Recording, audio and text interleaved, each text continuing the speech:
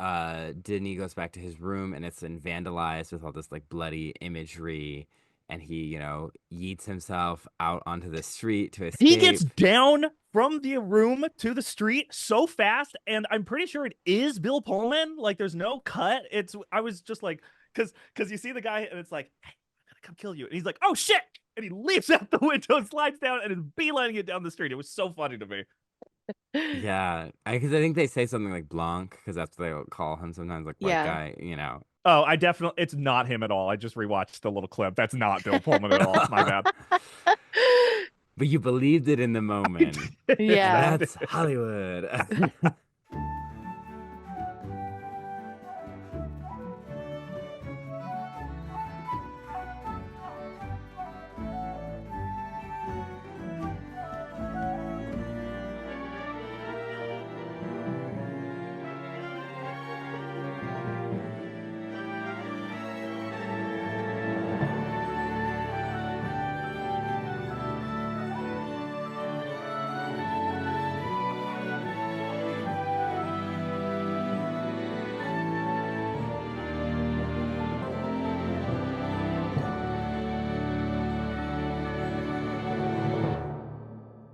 Hi, Hannah. Hi, Colin. Hi. I don't know why that was unsettling to me because I don't think we ever start the We podcast don't. like that. We don't. I'm just like, this is how we're starting it today. Hi, I'm Cullen. Welcome to Not My Fantasy, the show where we talk about fantasy films and the lore that inspired them. I'm Hannah. I'm coming to you from what may look like lovely Port-au-Prince, but I'm actually coming to you from my parents' basement slash my high school slash my middle school slash my elementary school. Hmm. So a little cringe of me. Yes, I'm back where I went to high school. Oh, The other you're kids seeing your don't know old who I teacher. am. Yeah. The other kids being the no one else down I was here. gonna say, what other kids? Uh, They don't homeschool other kids, so other parents would call and ask them to. And be like, no, the point of homeschooling is you homeschool your it's a DIY child. kind of thing. It's kind of the essential premise. But happy spooky month. Hmm. We're here with host of the Gory Days, podcaster Kyle Leone. Welcome. Thank you. It's me, Kyle Leone, host of the Gory Days. Hi, Cullen. Hi, Hannah. Thanks for having me Hello. on Not My Fantasy. Of Of course. course. I think Gory Days is one of the first podcasts I think I appeared on as a guest. Yeah, Oh, gosh, if I took a few seconds to go back through my queue, I'm sure I could It find was out exactly when that was. Do you the remember The what the movie con Conjuring, was? right? It was The Conjuring. and it was but we watched different movies. It It was was I yeah, okay, looks like I found it right here. It was, let's see, we watched Insidious Mm. also, right? You watched Insidious, I watched The Conjuring. That's right. That's what happened. That's right. We talked, and it was my fault. I remember because on my show, we just like this, we agree to watch a movie and then we talk about it. I told Cullen to watch one, and then I watched the wrong one. But to be fair, they're both James Wan movies, and both of them have Patrick Wilson. And don't worry, we got into all of that. Yeah. It Yeah. it was great content. This is the before time. This was Hmm. pre-COVID. Hmm. So another life. That's what But got me through COVID, I feel like. yeah, having podcasts. I mean, it's like going through Glee made going through COVID not as bad because you're like, I could be in the Glee universe? Yeah, exactly. So yeah, we're doing. We had Kyle is the host of the Gore Days Horror Podcast, and so as we explore some horror history for Spooky Month and explore the history of the zombie, he was the first person to come to mind. Oh, I'm flattered. Yeah, no, it was always like, okay, whenever we do this, like you are gonna be one of the guests. That was just like Yeah. what What the can I say? plan I was. love horror and I love 80s, and you picked a perfect one, Wes Craven. Like, Hmm. at first, I had my reservations when I read the title, and I asked my husband Derek, I was like, can you read the log line to this for me? Because I don't know, I had my hands full, whatever. And so he's like, oh, something about Haitian zombies, Bill Pullman, 1988. And I'm like, what the heck? And he goes, Wes Craven. I go, oh, Wes Oh. Craven. Okay, it's probably pretty good. Yeah, we're talking about The Serpent and the Rainbow as a Wes Craven 1988, and it's the first part of we're exploring like we've talked about zombies and voodoo before. So we've talked about zombies in all the way back in Black Cauldron. Uh, Of all the of films. all the films, that was back when we were touching on any lore this film is adjacent to. And then we talked about zombies in Warm Bodies back in Supernatural Romance Month. And now we And that are same month, we also talked about voodoo voodoo because with we talked about it, Beautiful Creatures. beautiful creatures. Yeah. Yeah. Uh, So, and so we're going back to the land of the undead, and fortunately for Hannah, unfortunately for me, we're not talking about Zed and Addison from the Disney Channel musical series Zombies. One, two, We're and three. Zombies 1, 2, and 3. Hannah could not survive that right after we did a Descendants deep I dive. mean, could you? Could you? That is a good question. I don't know. You I would don't. be a zombie after that. But we're talking about kind of the history of zombies. We're gonna do a little series of a few different movies, but we're starting in like not the first movie to ever have zombies, but we're trying to go back to their lore source point. And this is a Hannah-led series. Yay. Yeah. I want to give a quick nod to my mother-in-law, who was the one who tell me about this movie, because we had talked about like her and I about, I wanted to do a zombies thing, but I was like, I don't know of any movies that deal with like the actual Haitian lore. She's like, oh, have you seen The Serpent and the Rainbow? And so I was like, no. And then I looked at it and I was like, oh, okay, this would fit. Then I watched it and was like, whoa, this was not what I was expecting. Political turmoil, like it's so many layers. So that's where we got the idea, was just a great hint. And yeah, I hope today's discussion is going to be wonderful. I think this podcast has just altered the way I view movies because I mean, I think I did enjoy watching the movie as much as horror stresses me out, but like watching it, I was also just like, there's so much lore, there's so much going on, there's so The much to juicy, unpack. I was just like, yes, yes, yes, yes. yeah. I was actually worried, Cullen, that you were gonna be like a little, well, it wasn't for me as scary. Like there was some jump scares and a little bit of gore and stuff. I was worried about you. So I'm glad when you said like I'm like really enjoying this. There's so much like chew on, and I was like, okay, good. He's not getting too freaked out. Yeah, there's a lot of mystery too, which Yeah. helps. Yeah. Yeah. I'm actually really relieved, Hannah, to hear your preamble on Yeah. this movie because I maybe it was the same for you, maybe not, maybe I'm virtue signaling, but when I see Haitian zombies as the main antagonist or auspice of a horror movie, my hackles immediately go like, oh, okay, well this is going to be kind of an ethnocentric, kind of exploitative story that's going to take the very real cultural beliefs of voodoo. What is the correct? Is it voodooism or voodooing? I was looking up. Anyway, I know how it's spelled. Like V, it's like it ends in a UN. yeah, maybe that's just Yeah. the Creole pronunciation, but anyway, my point is I'm so relieved to hear that that's kind of your approach to this too, because I was surprised at like the Hotel Rwandan levels of political turmoil that you're talking about that ultimately Yeah. kind of get brushed under the rug, but Yep. I'm glad to hear you approach this with that same kind of worldly perspective. Yeah. Okay, so Mm. it's gonna be a great conversation Yeah. today because it's very interesting. But Because it does very much border on what you were talking about, like kind of the ethnocentric. Like there's a lot of race stuff to be unpacked, yeah, in a way that it's almost, I would have been surprised if there wasn't. yeah, Yeah. for I mean, sure. just a story of like, okay, Bill Pullman, white guy, plopped in the middle of Haiti to take something from them and bring it back to America to make a lot of money off of it. And to my surprise, most of the people are like, yeah, that sounds great. Just give me credit. So it's like, anyway, we'll get into it. Yeah. Yeah. Very Sorry. 80s. Yeah. Yes. So this was all our first time seeing this movie, right? Yeah. Correct. That's exciting. Is that a podcast first where no one had seen the Maybe. movie before? Maybe.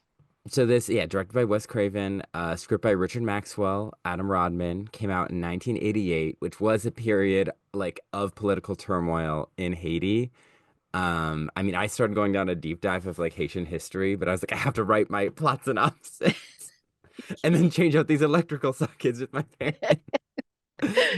uh, it stars Bill Pullman as Dr. Dennis Allen, Denis. I mean, it's better. Just call him Denis. Uh, Kathy Tyson as Dr. Mariel Duchamp, Zakes Moquet as Petrude, Paul Winfield as Lucien, Brent Jennings as Louis Mozart, Conrad Roberts as Christophe Durand, Teresa Merritt as Simone, Michael Goh as Schoonbachter, and Paul Guilfoyle as Cassidy. I And clocked that. Yeah. What's his Alfred shows up. Alfred from the some of the Batman movies. Michael Gacon or yeah, I saw him Yeah. pop Yeah. up. Yeah. And then also like Paul Guilfoyle, I think he's in, I think I know him from CSI, maybe? I think so. He's in some sort of like crime show. He's the one that plays the the guy who's pushing him, the not so good guy who's pushing him to go get the powder yeah, for Oh, the capitalist doctor. benefit. Yes. Ah, Yeah. yeah. I thought I recognized him. Yeah, okay. Yeah. It grossed Hannah, I don't know how to read this number.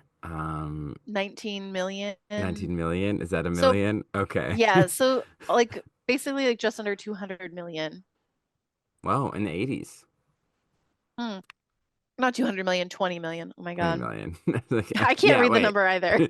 Uh, it was shot in Boston, the Dominican Republic, and Haiti, but due to the very current political turmoil and social unrest, the filming was moved to the Dominican Republic. Because I believe there was 1986 was the end of the regime that they're discussing that the movie is set in. So like Yeah. very relevant. And I did do a quick scan of like, okay, all the different like administrations and governments and uh I love how the US is involved in everyone's business. But other than that, I'm not enough of an expert to really have a ton of meaningful commentary on the political situation. But I'm glad you did even that much because it was clear to me that some of the characters in the movie are supposed to reflect real world people in history that I did not recognize and frankly relied on the podcast host to fill that in for me. I yeah, was like, I can do this, but it's their show. exactly. I mean, I was so glad Hannah was doing a lot of the research this week. I was like, sometimes it's great to be a passenger princess, you know? It is. As someone who is frequently that role. And so, Hannah, you have stuff about this film saying it's inspired by a true story. Yes. So that's going to be probably a bulk of our lore because we did talk about zombies and voodoo before. So I'll touch a little bit about that. And then we're going to kind of get into the scientific exploration that this movie is based on. So it basically chronicles the experience of ethnobotanist Wade Davis. He wrote a book also called The Serpent and the Rainbow that this movie is based on. And he was investigating the case of Clairvius Narcisse, who was a Haitian man who claimed that he was turned into a zombie using voodoo. He allegedly was poisoned, buried alive, and then revived as a zombie. And I'll go into that story a little bit later. But before we get into the lore and the backstory of this movie, I do want to give a quick disclaimer. I will be talking a lot about the science behind this real life story and the different hypotheses that they had about zombification that these scientists came up with. This isn't to discredit voodoo or anything like that. It's also, since the movie is very like science versus religion in a lot of aspects, I just thought it would be really important to bring up. Also, the story behind the guy who basically is inspired Christophe Durand. His story is really interesting. So I was digging to that and then saw there was this really interesting, also like ethnocentric theme of how the scientists approached it that I also wanted to touch on because I think that's also reflected in this movie quite a bit. But also I do want to just remind everyone that folklore and folk creatures are often representative of real life experiences interpreted by the culture in which they take place. It's a way to explain their world. So it kind of goes hand in hand. And in a All way right. less insightful way, like Cinderella's mother said, I believe in everything. I was gonna There you say go. well put, but then Colin came in with that. And you're like, eh. uh Wonderful. So I'm going to start with a very brief recap sort of a lot of history packed into a very small amount of the slavery in Haiti specifically. So basically, between 1780 and 1790, which was sort of the height of slavery in the area, more than 350,000 African-born people were enslaved by the French and taken to the Caribbean island now known as Haiti. From the article The Tragic Forgotten History of Zombies by Mark Mariani in The Atlantic, slavery in what was then called Saint Dominique or Saint Domingue was particularly horrible. And there was a lot of turnover, for lack of a better word. This means that the enslaved people were basically, quote, worked to death in just a few short years. And just the import of enslaved people was just ongoing during this time. Because there was such a high demand from the slave owners whose slaves were being worked to death. From the Roy Rosenzweig Center for History and New Media, they have a page on the slavery and the Haitian Revolution. They talked about how the slave code dictated a lot of this horrible treatment, specifically providing really harsh punishments for those who tried to escape or who tried to harm the slave owners in any way.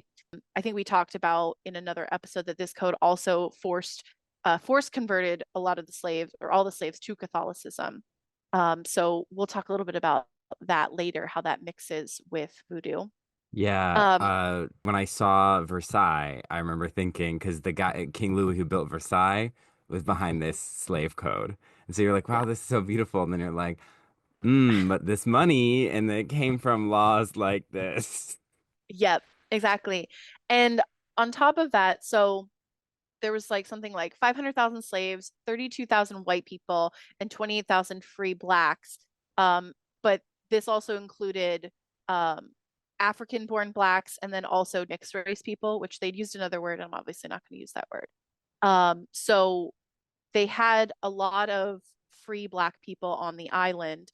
And so there's this really complicated race history there where it's estimated that free black people owned about 1/3 of the plantation property on Haiti and about a quarter of the slaves.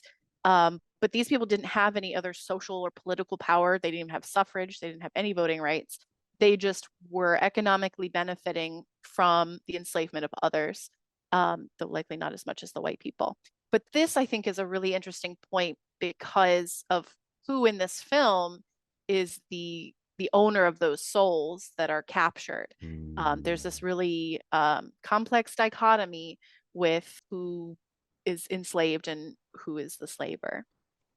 So I want to talk a little bit about slavery being a product and a means to perpetuate capitalism, especially this form of early capitalism.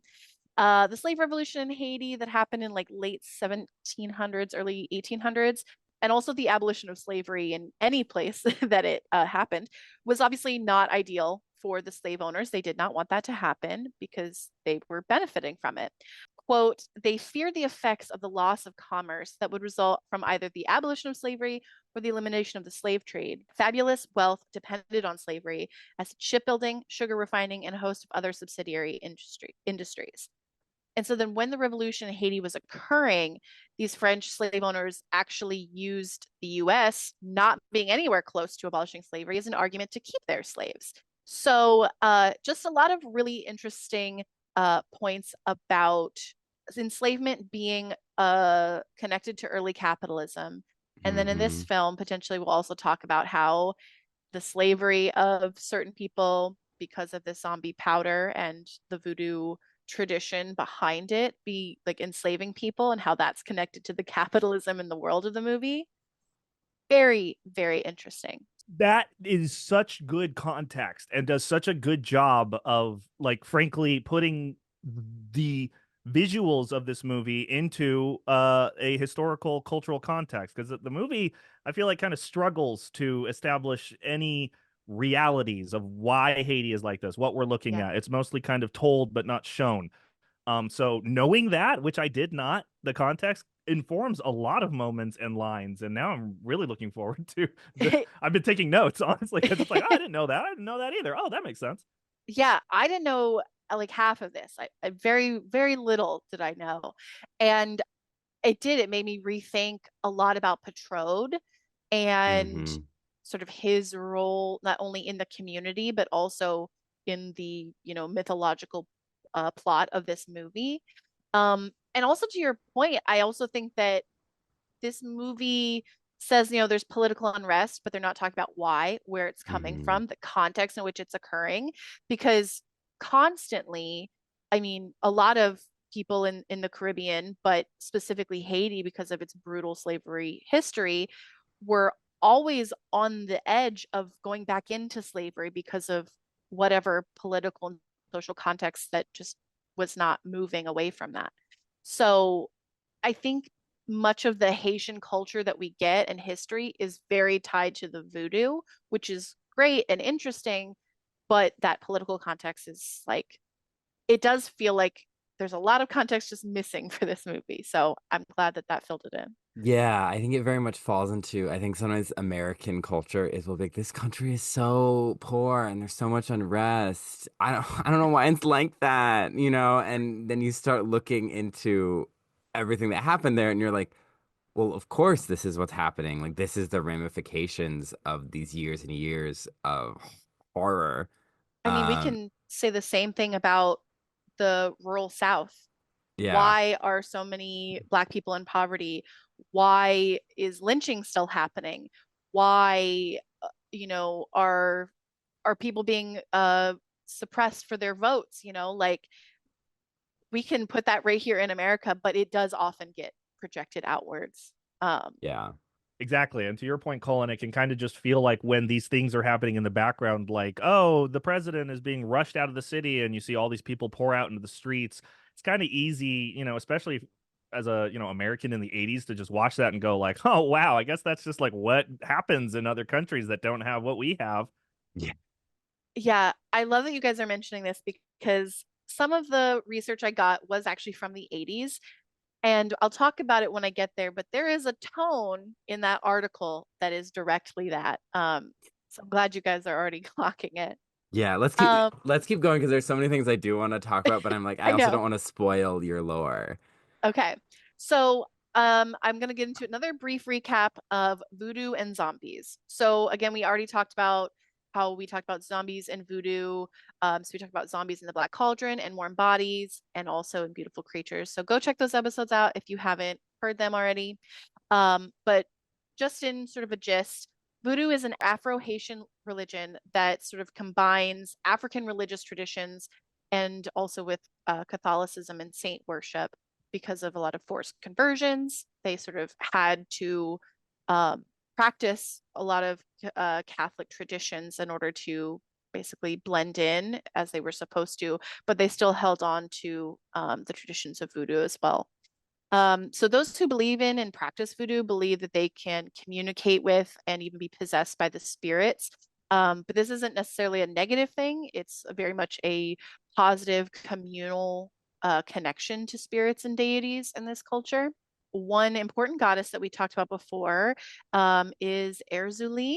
She makes an appearance sort of in this movie. She's a being of love and beauty, creativity and passion, sorrow, femininity, and she is directly associated with the Virgin Mary, and we see that in this movie too. She's mentioned 2 times in a way that makes it seem like this is going to be like a major plot point. Remember that name, and then it just never matters. Like, No, yeah, it's sort of like, yeah, we know about voodoo. We dropped this in, and then they just retreated backwards. Yeah, I almost thought Ersley was going to be like the thing that saved them at Me the too. end because she is positive and then like comparing her to the Virgin Mary in so many like exorcism movies. I think I like there is a lot of like Marian imagery. So I was like, oh, they're gonna kind of like weave that all in. Yeah. Um, but no, but I mean, I'm an Ersley stan, so I love when she gets a name drop. So during slavery, Haitian slaves believed that dying would release them from slavery and take them to Languené, which is generally a version of their homeland in Africa where they would be free, so sort of afterlife. But it was believed that suicide would prevent them from going to this place and force them to be undead, quote, soulless zombies, denied their own bodies, yet trapped inside them on these plantations to serve forever. And this idea was further hammered in to them by slave owners who took advantage of these beliefs to manipulate them. So that was sort of pre the revolution. And then the idea of the zombie would sort of evolve into the religion of voodoo. So zombies became part of the religion, basically sorcery and necromancy. Evil sorcerers called the Bokor would use magic to raise actual corpses to then use them and order them to be slaves for their nefarious deeds. Um, this is also sort of explained as like an allegory for slavery, the fact that like even after death, like your soul is taken from you in your life as a slave, and then after death you would continue to serve um, sort of either like a living dead or also like a dead that is just a husk. So it's a lot of powerful imagery. Just slavery beyond life. Like that Hmm. really does speak to the realities that sounds like fed this religion in its like onset. Yeah. Yeah. And that's why I'm always like, I think it's very important to bring that aspect of zombie history up because it's largely been forgotten. And so like that's why whenever we get a chance this podcast, I was like, I think we need to bring it up because it adds so much richness in a literary sense, but also in a real sense, like a cultural, like what this figure represents and all the cultural weight that does and the true horror of that that's largely kind of been shed in pop culture now. And it's like I think we always need to remember like where this creature, this idea came from and like the powerful implications of that. Yeah.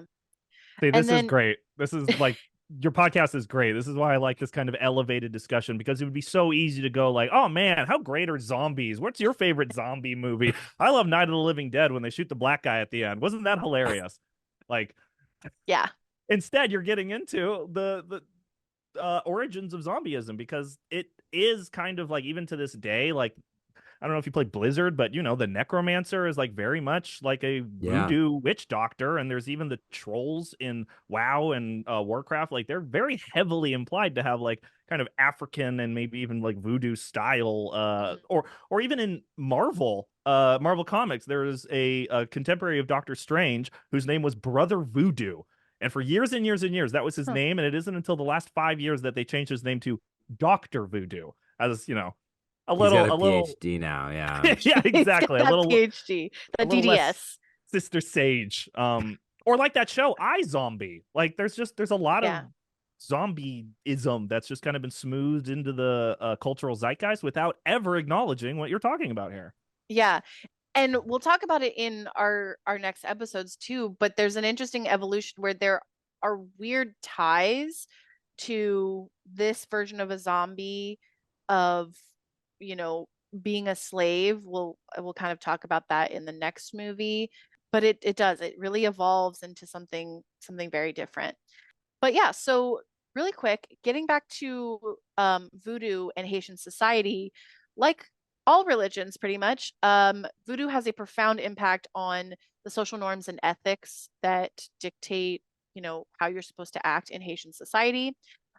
So this is where I'm going to introduce the Harvard Magazine article called "The Secrets of Haiti's Living Dead," which came out in 1986. This was probably right, I think they said right around when the rights to the book had been purchased, but they hadn't started filming. But this is basically talking about Clairvius Narcisse and Wade Davis, the guy that went to Haiti to study him. He wrote the book that this movie is based on. So, from this article, I believe this is actually Davis's quote. So, secret voodooan societies exist, and we sort of get a glimpse of that in this movie. But he basically says that these societies are basically responsible for policing these communities, and the threat of zombification is one way to maintain order. That's sort of what he posits. Whether or not that is true or if that's sort of lore he's picked up, not quite sure. But it does definitely I reflect have in a this movie. question. Yeah. Wade Davis. Is he a doctor? Why did he get to write the book on this? So he is an ethnobotanist. I think basically at this point, he becomes an ethnobotanist because of his travels to Haiti, and that sort of becomes his focus. But he was a graduate student when he went to Haiti and he was studying biology. And I get into a little bit later, but like ethnobotany is literally the study of plants and their uses in like indigenous cultures and traditional medicines and other Fascinating. uses. And I think he'd be kind of that becomes his path during this experience. But yeah, so that's where he comes from. Fascinating. Um, but yeah, so they basically say that like zombification is even more, this is a quote, zombification is even more severe punishment than death because it deprives the subject of his most valued possessions, his free will and his independence. And of course, knowing the brutality of slavery in Haiti, this fear is incredibly valid. And it makes sense as to why this image has persisted for many, many, many generations. Kind of to get into sort of how the voodoo tradition uses the sort of the soul of the person who becomes a zombie. It's that when someone dies, their spirit splits into multiple parts, and the Bokor can capture the part that controls your character and your personality, which I guess is known as the Tibonang, or good little angel. And so they basically that's what they take and use to control the zombies, basically. So I guess we sort of get an image of that in the movie too. It just seems, maybe not eerily reminiscent, maybe purposefully reminiscent of, the threat of hell that, it that seems to take away your agency or your free will, and you're just in a place of unending torture for all eternity, but it's on Earth. Yeah, Yeah. exactly. So let's dive into the guy who really inspired this whole adventure in Haiti for this guy, Wade Davis, and basically inspired this movie. So in 1962, Clairvius Narcisse went to an American-run hospital in Haiti. He had a fever, fatigue, body aches, and he was coughing up blood. The doctors could not figure out what was wrong with him. His condition just kept getting worse, and he was pronounced dead about 3 days later. His body was held in cold storage for an entire day before being buried. Two doctors signed his death certificate, so this man was on the books dead.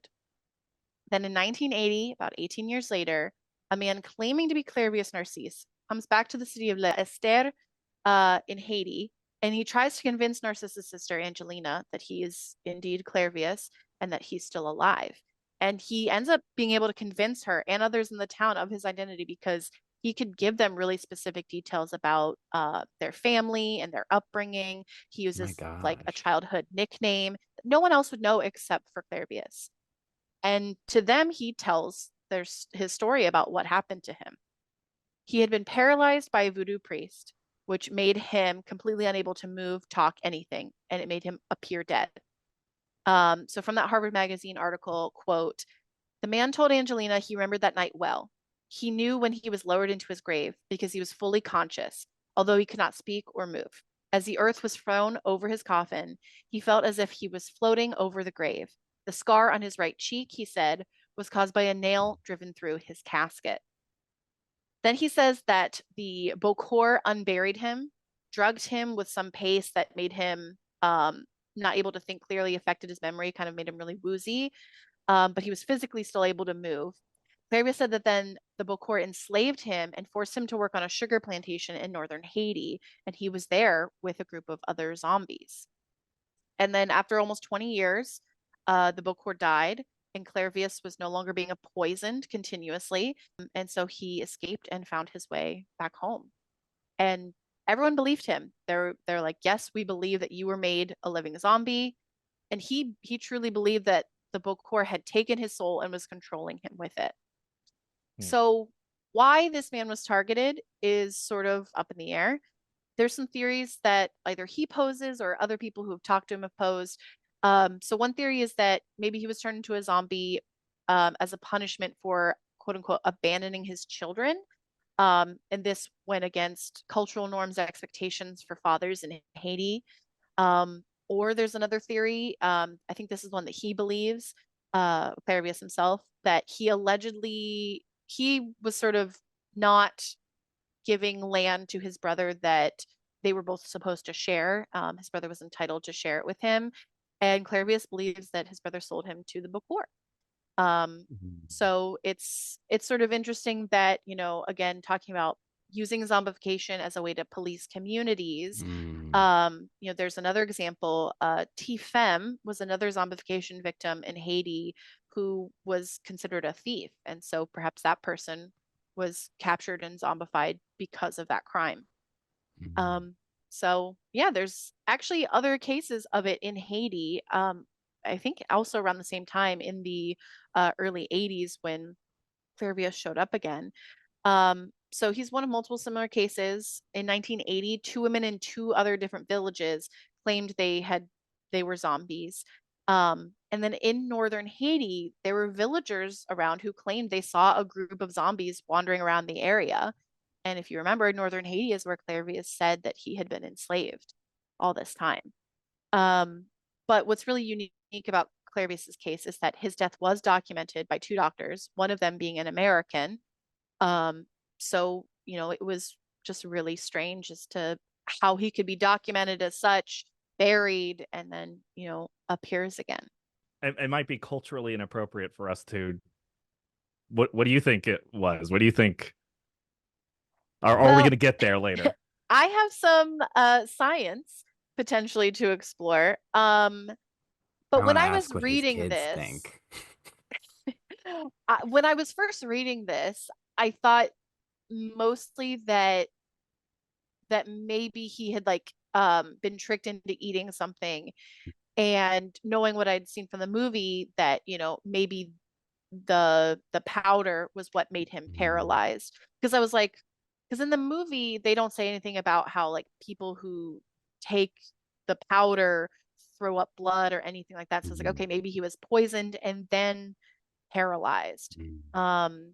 So that's sort of what I thought, trying to think of like the scientific reason behind it.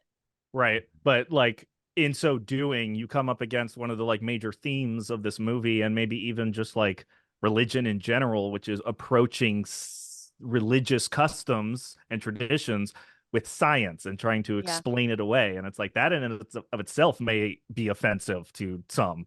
But Yeah. it's a really hard impulse to fight because you want to explain the unexplainable.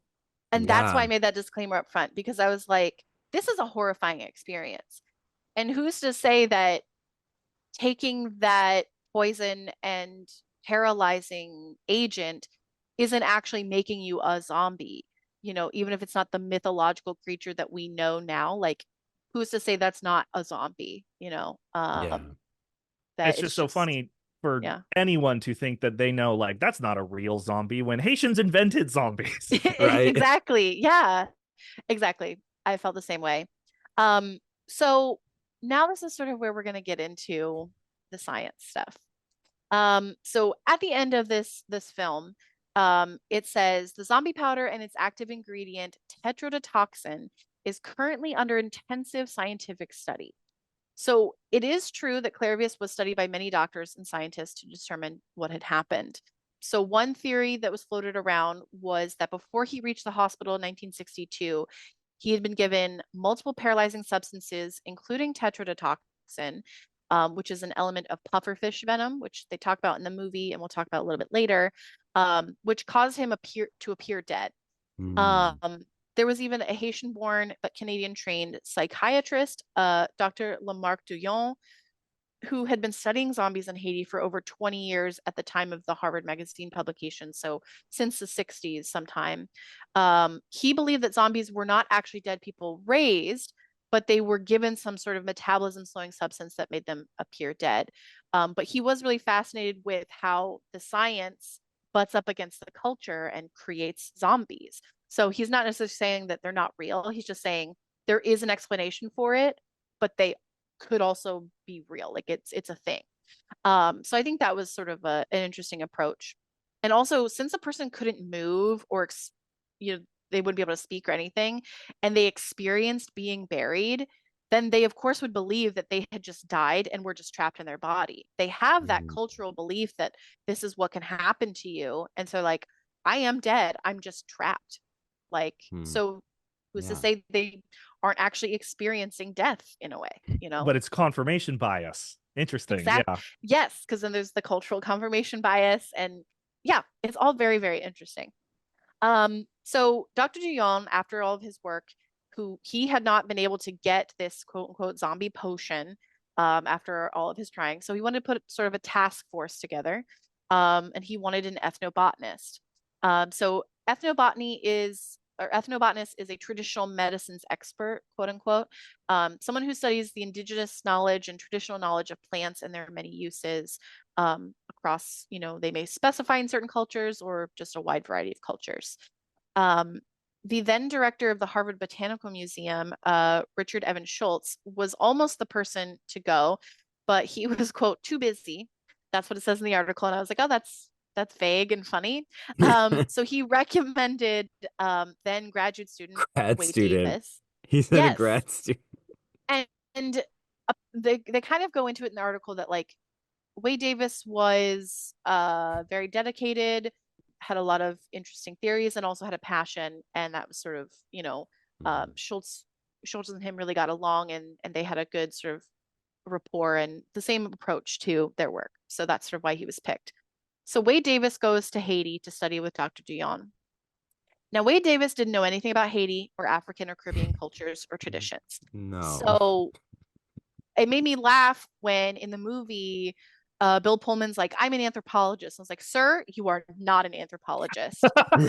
And so I'm like, okay, this guy, I don't think he was an anthropologist, but it doesn't specify what his background is other than biology. And I believe he was studying for a PhD at the time. And also, this is where I'm going to give that disclaimer about the Harvard Magazine article and the quotes. They do get a bit white centric, anthropologist-y, armchair anthropologist, where it's like, wow, I expected more crime, or I didn't know voodoo was so sophisticated. I did write, but this was the 1980s, but I was going to say mess up and be like 1980s. There's no excuse. So, but here's a quick example. Davis quotes in the article, quote, "It was immediately obvious that the stereotypes of voodoo weren't true. Going around the countryside, I found clues to a whole complex social world." Well, yeah, that's what happens in society. Big So surprise that these people are able to create a functioning culture. I know, with such rich history and Without lore and skyscrapers. customs, fascinating, right? Skyscrapers So are integral to human culture. culture. Yeah. Yeah. So like reading this article was really complicated for me because I'm like, okay, this is some really interesting context, but I did also have to remember, okay, they are viewing it in a very specific way. And I wanted to call that out because also I think we're going to butt up against that in this movie too. So the article goes on to talk about how many scientists, anthropologists over the years went to Haiti to study zombies and identify, the cause or the recipe. Again, Dr. Guyon, he was not successful on his own, so that's why he brought in Davis. Author Zora Hurston, she Oh, also her. went to Haiti multiple times, spent many years there.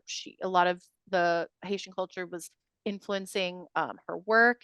She too believed that zombies were real after going to Haiti and experiencing the culture, learning more from these people. But she also did not have the answers as to, how they were really made or what caused them. Um, Zora Neale Hurston is like super cool, especially if you're into folklore. The Fairy Tellers has a lot of episodes about her, and like ooh, she like went and like collected a lot of Black, African American like folklore. She was like just very like real on the ground, and like she's kind of the mhm, antithesis of like Joel Chandler Harris, who's like behind like the Uncle Remus kind of okay. stories. Yeah, So the Fairy Tellers have some episodes about her, and just also like if this is the kind of stuff you like, definitely check her out because as far as I remember and what I've learned about her, she's like the real deal.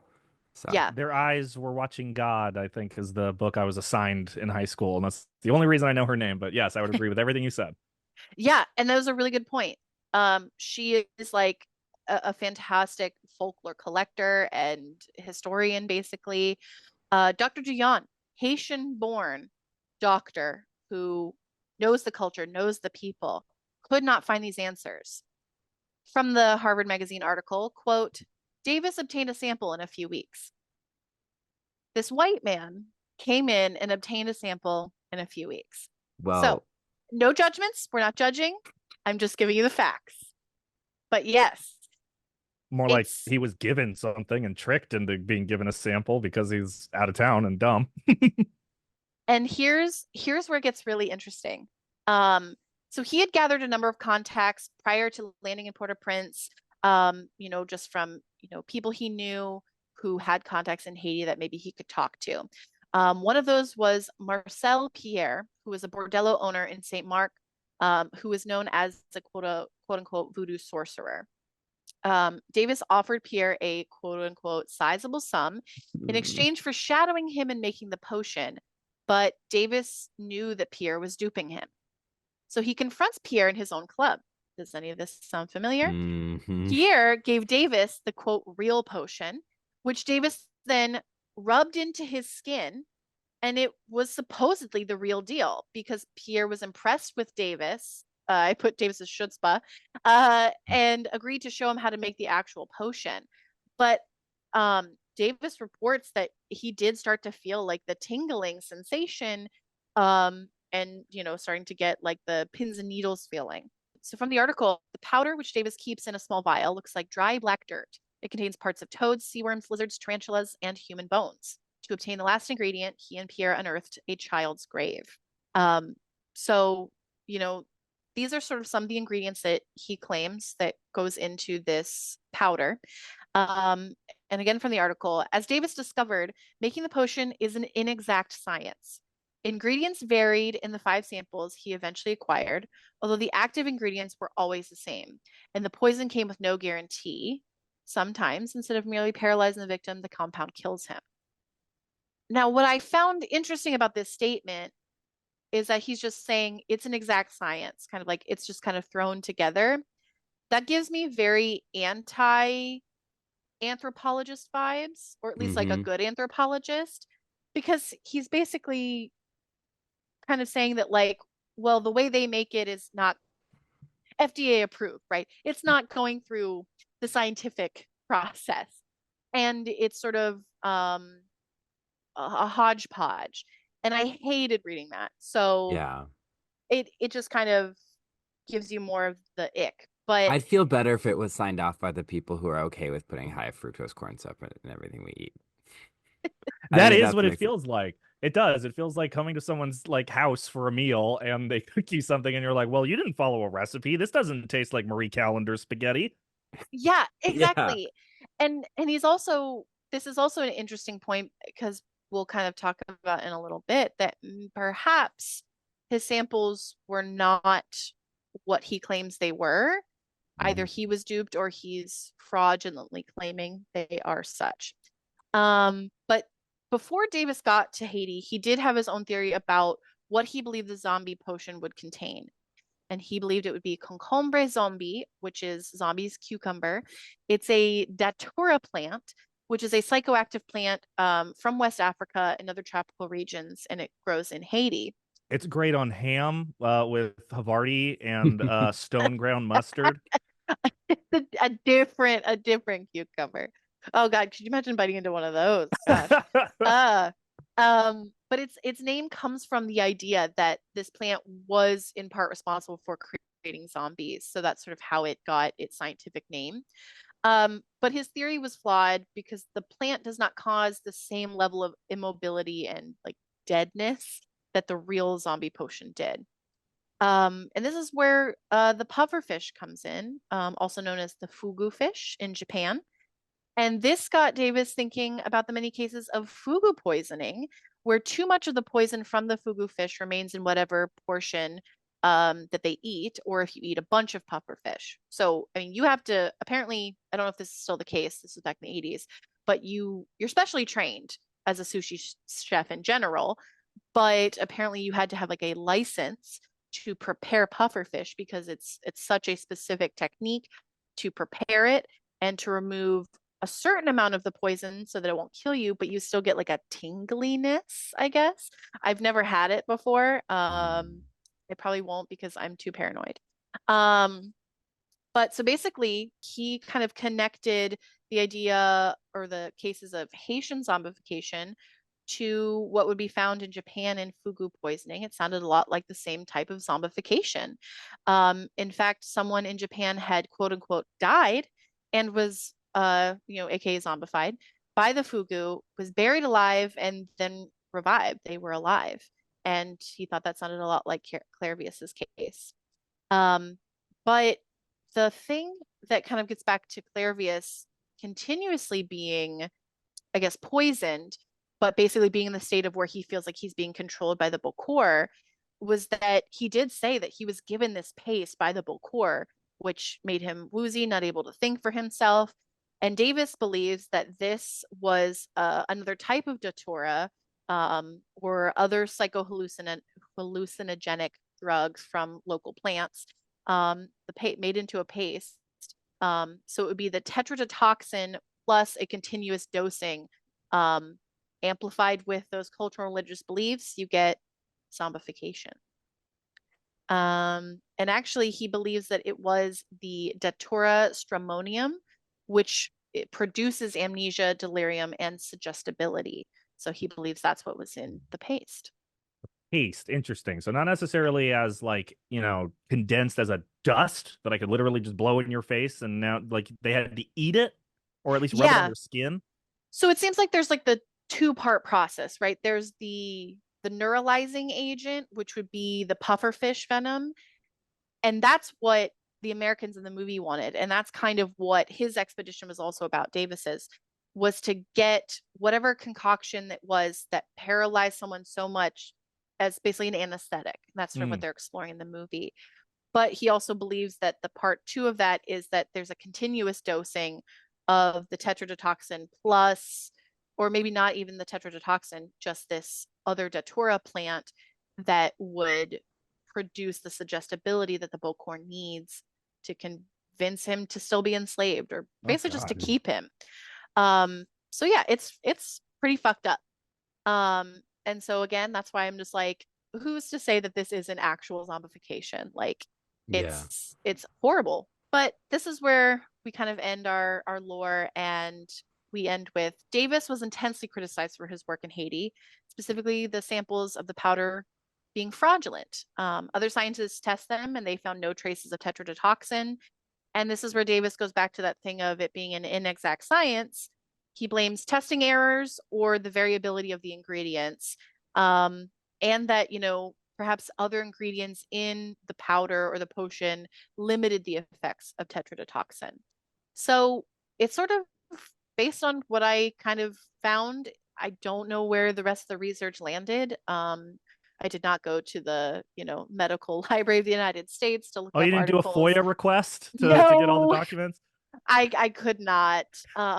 But it's sort of interesting. I think this is a good place to leave it for the movie too, is that like the movie leaves it up to, we don't know what's going to happen. We don't know whether it's true or not. And sort of leaves the mystery and the mystique of zombies intact. So yeah, that's a lot of fascinating context. I hope you're not saying that ironically. It really was. No, genuinely. it is. I mean, I told Helen, I was like, oh my God, my research is a mess. I'm lost in the sauce. I've lost the plot. And then this morning I read it. I was like, okay, no, I've got it. I think I was just like, my mind was running it. I was also thinking about like what I wanted to talk about from the movie. So yeah, I honestly, I gotta say, I'm really proud of this research. And I just learned so much about Haitian culture and perhaps the cause of zombies and zombification, which I believe, is that's a real experience that these people had. And it was because of plants, and it's it's a real thing. That there are things on Earth that when combined in such a way can create, religious magic in a way. And who's to say also that like, no one knows what a soul is or what that experience of having or not having a soul is. So like when you take this other drug, who's to say that it hasn't completely tapered down your soul or taken it, so I think it just, for me, it further validates the experience. So for me too, just like as a super fan of horror, I've been surrounded by zombies in a lot of different like styles and mediums, from the slow moving ones to the super fast ones to the ones that pile up next to Jerusalem and try to get Brad Pitt. I was just thinking of that one too. And it's that scene still holds up. It's so much fun. They're just a wave. but it's so nice to find like the progenitor of all of this so that I can kind of, appreciate those for what they are, but they're not voodoo zombies. They're Hollywood zombies. Yeah. Let's Hmm. It's nice to be able to separate the original from the Hollywood creation, the Yeah, Resident Evil games and absolutely. all that. Yeah. Oh God, don't even get me started about Resident Evil. We'll I have like to talk how about they it eventually. I like how the games have started to move away from straight zombies for like the last 6 games, and it's just like goo. It's always mass worms and goo and stuff. Anyway, But yeah. Wow. Yeah. I mean, it's just yeah, the context of zombies and voodoo and magic is overwhelming. And it's just very interesting to unpack. Zombies are so interesting culturally, like, and also like this movie and kind of the like white fear of darkness and like dark-skinned people that kind of this movie sort of like taps into a little bit, and how then zombies as like a mindless horde destroying society that you need to shoot down with Mm, impunity. Like I don't think when they make Resident Evil they're like I'm saying this, but I think like how that cultural history like adds layers to that, mm, and yeah. like just something to think about. And I definitely, I feel like I do believe in zombies and magic too. It's like when I say like I believe in everything, I just believe like the world is so complicated, and who am I to say like I understand what is possible and what isn't and can define those things? it's nice to have a Mhm. sense of wonder.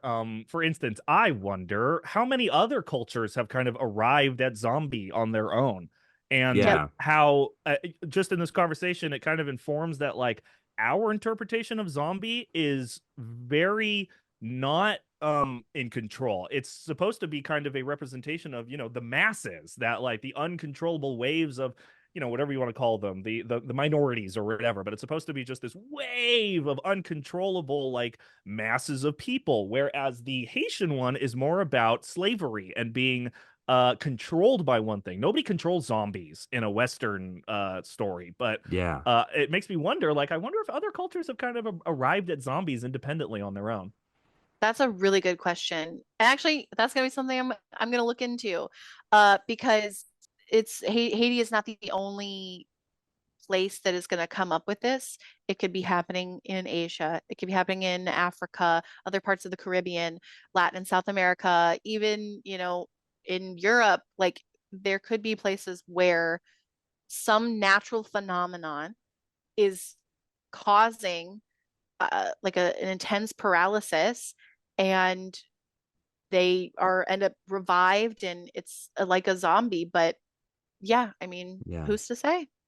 I mean, we talked about various Japanese ghost lore and All of Us Yeah. Strangers. We talked about the history of vampires and how so much of what a vampire is now is because of like pop culture adaptations, but they are much more similar to like a modern Hollywood zombie when we first meet them, or like allegories for abusive partners or family members. And then before they kind of all became like aristocratic leeches, like Hmm. Yes. and that very much plays into like European anxieties of their aristocracy that was leeching off of them, and it's and like the fear of sexual deviance and like all how like horror mythical creatures in general, but especially ones you're scared of, do Mm. very much tap into cultural anxieties across the globe.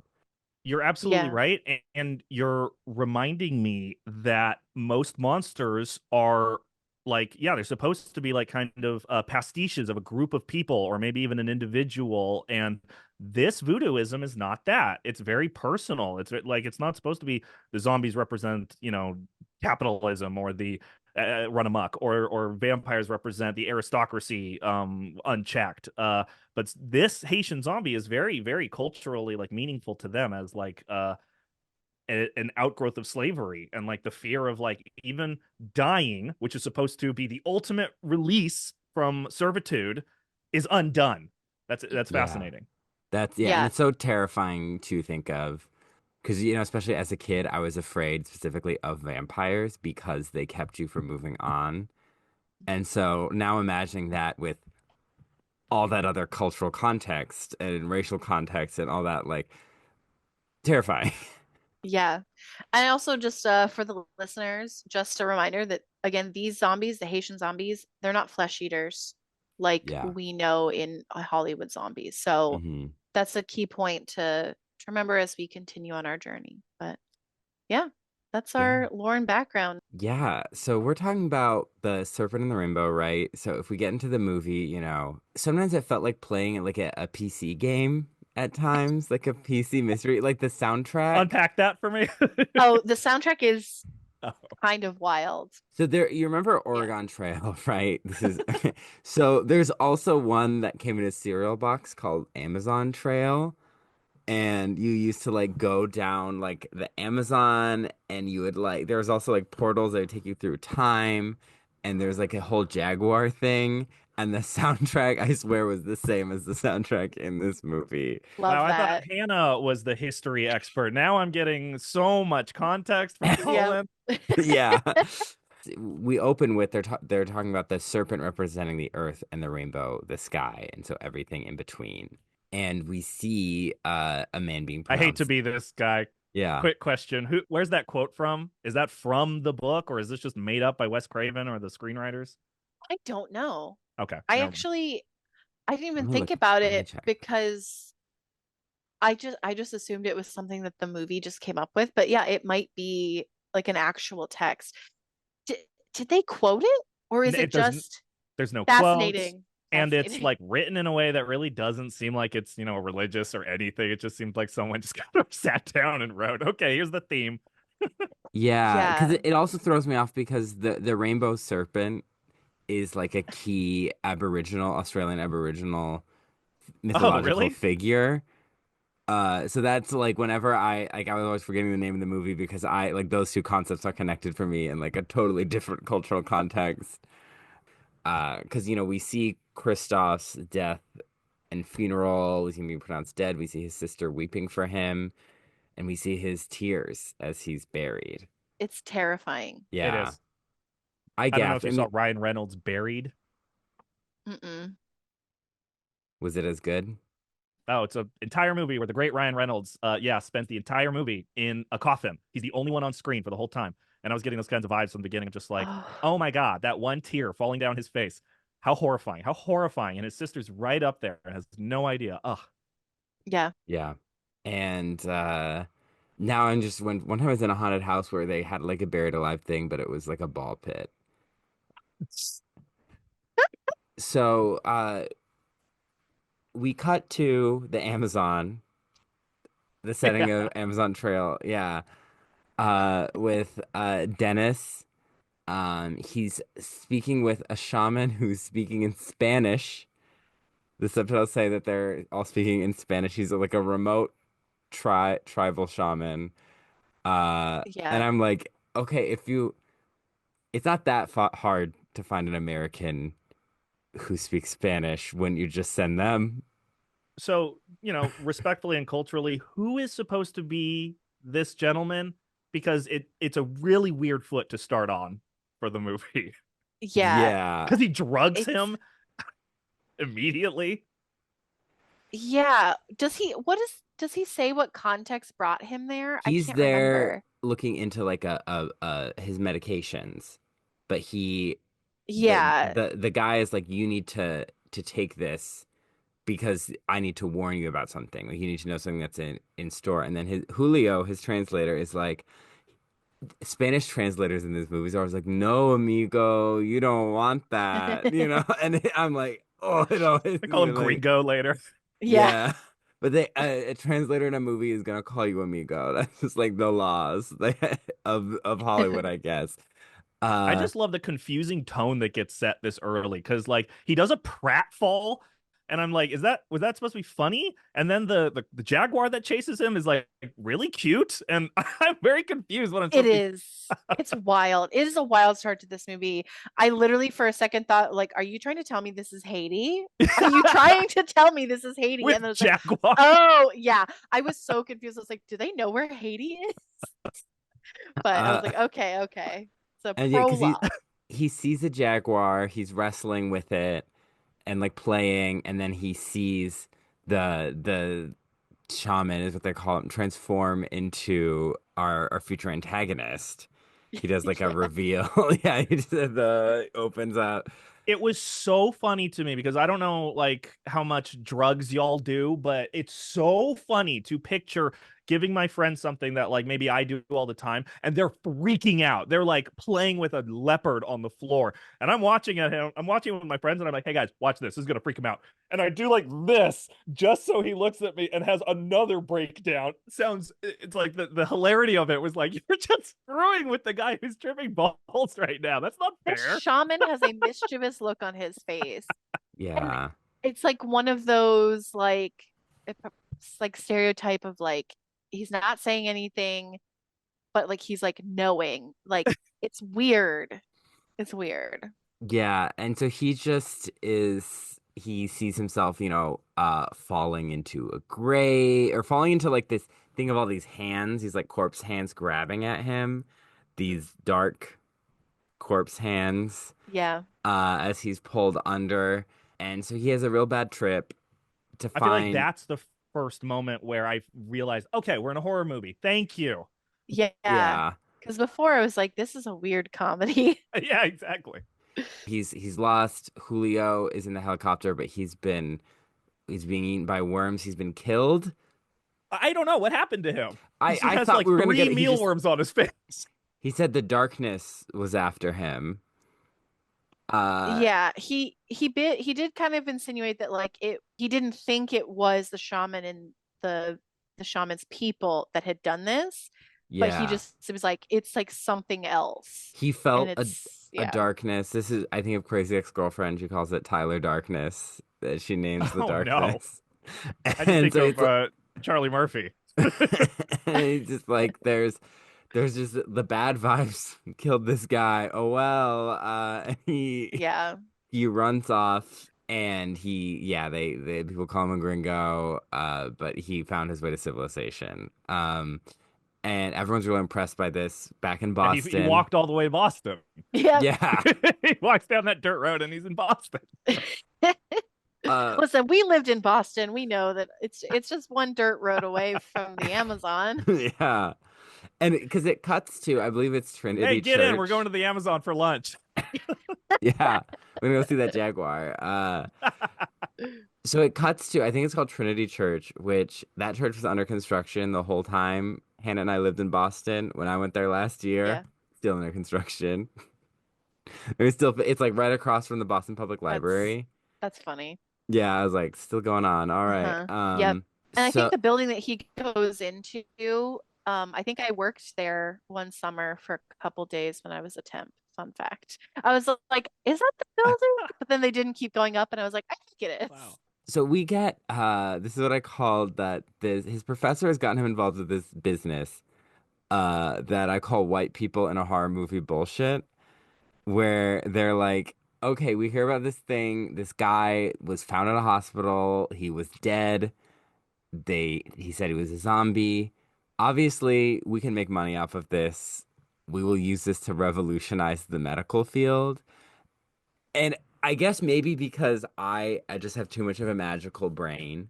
The entire time, they all seem very convinced that, oh, this is gonna be an anesthetic. And I'm just like, why would you mess with this when the people are saying like, I've lost my soul, I'm under control, this is horrible. They're Yeah, like, what if we just gave this to patients? And like, I I agree. And I think it's because the movie is already taking such like a heavy scientific approach to it and not considering the culture that you're like, yeah, wait a second, I don't understand how you could use this or why you would want to risk using something that could take someone's soul.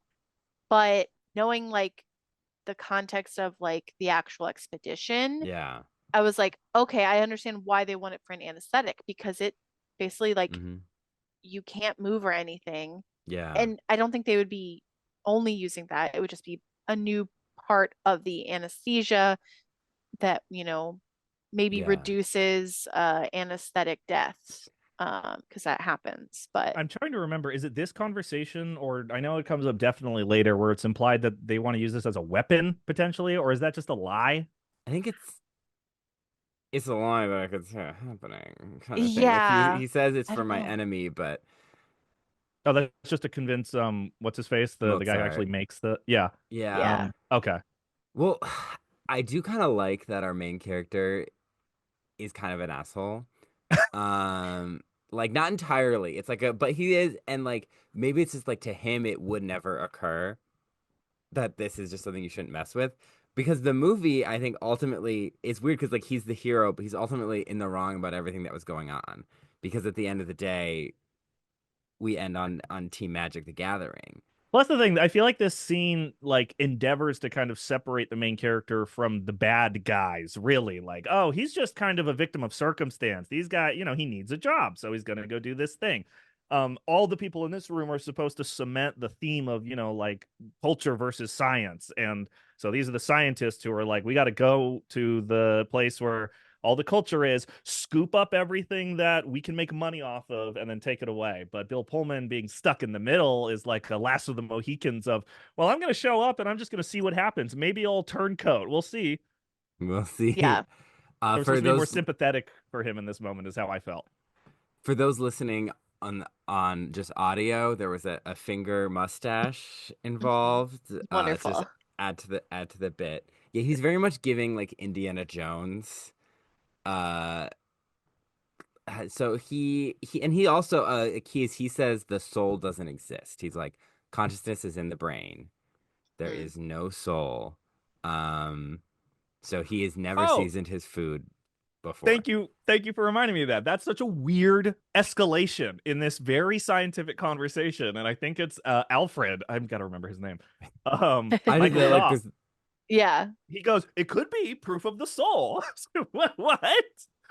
Why'd you bring that up, Doc? Yeah, Yeah. I think because It, it's like the it doctor is more like this is intriguing, and then there's the guy who wants money. mhm. Yeah. S- so he's gonna go down to Haiti, um, and he Oh, explores. you're saying that he says that as like kind of a tongue-in-cheek like dig at their entire culture, like, oh, this could be proof of the soul.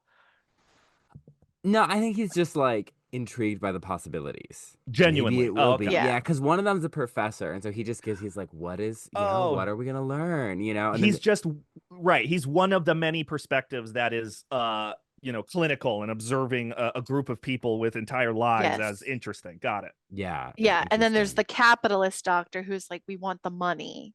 Yeah. Yeah. Do you remember there was a series of Lego sets and the character was called Johnny Thunder? He got his own TV show and video games. I was gonna Is say, he I think I've heard of the TV show. I didn't realize it was he a had a Lego TV set. show? Oh my God. I was a big Johnny Thunder. I loved the Lego sets and I would dress as him. And sometimes I feel kind of sheepish about that now because he was just going to different cultures and taking these ancient Egyptian artifacts and it's like Mm. we're running out of mummies. The Victorians snorted too many. But this Johnny's this he he wishes he could be Johnny Thunder. Johnny Thunder met dinosaurs, but Philip Pullman, not Philip Pullman, that's the author. Bill Pullman, Denis. He arrives in basically eve of revolution, Haiti, and he meets Dr. Duchamp, who plot twist is a woman. Whoa, a woman. Yeah, she's the hottie.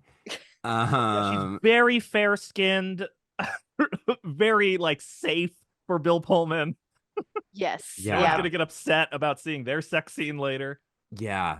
Um, I feel like I should apologize for saying Kathy Tyson is light skinned and all that. She's a fantastic actress, and she's actually in that new Netflix show Chaos with Oh. Jeff Goldblum. oh, And so yeah, go support Kathy Tyson. I'm sorry. yeah, I mean she is great and I think like her kind of there is a lot of colorism and like that in the history of Haiti itself and like Mhm. where this woman would be culturally based on like the tone of her skin from my limited understanding does kind of match, so it is like there's just a lot there's so much to unpack. And just for the 80s, I feel like it's like, oh, it's just more believable that she'd be a doctor in a position in power. I don't know. Yeah. Yeah. And she's talking about she's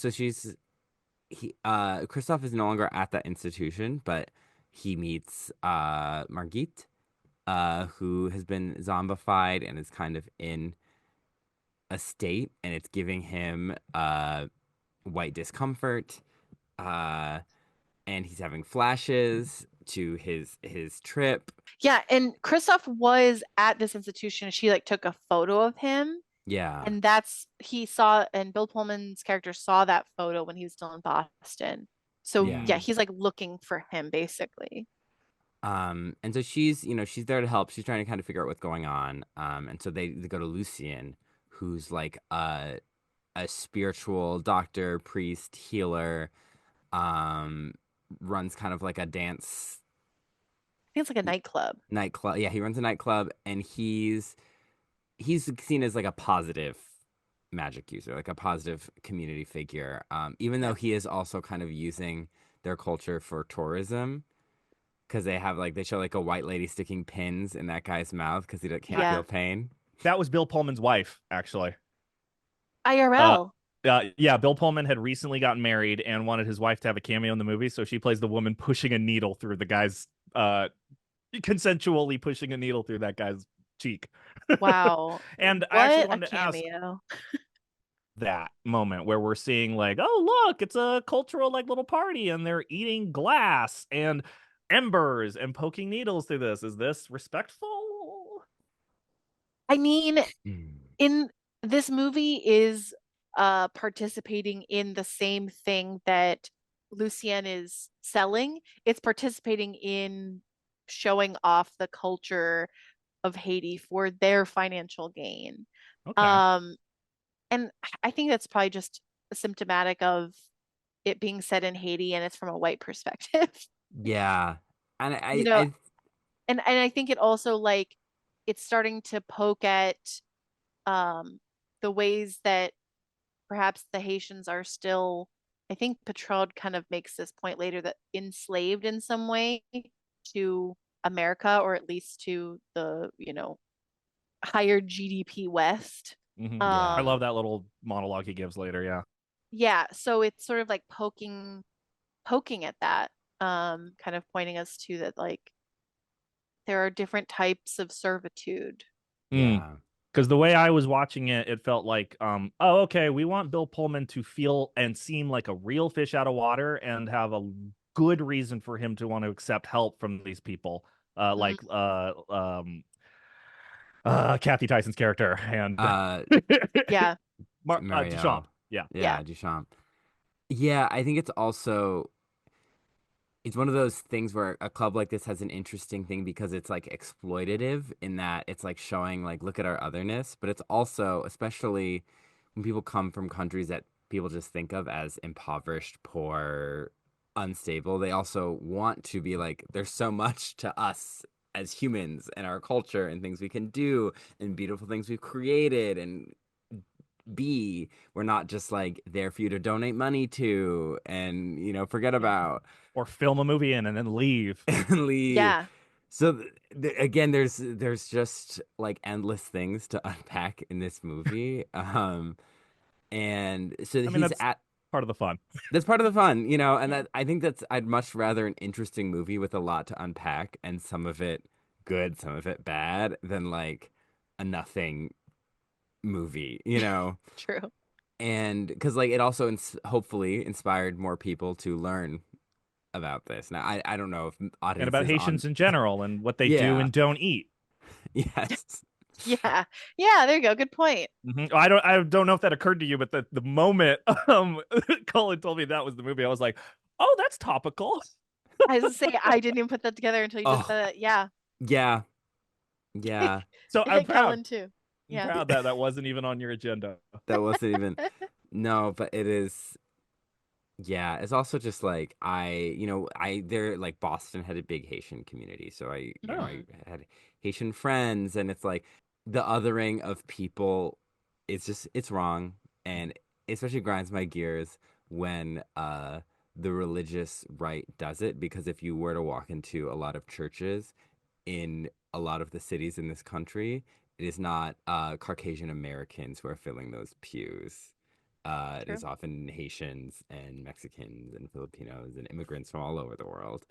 And not that that should matter. I think because people's rights and humanity is not and does not depend on their beliefs. But if people's beliefs and culture is allegedly very important to you, maybe look around at who's filling out the Pew survey. That was a masterful navigation of that minefield. You did a great job. I did not mean to throw this tire strip at you, but you did a great job. uh, this again, there's so much to unpack in this movie and so many things that you can talk about.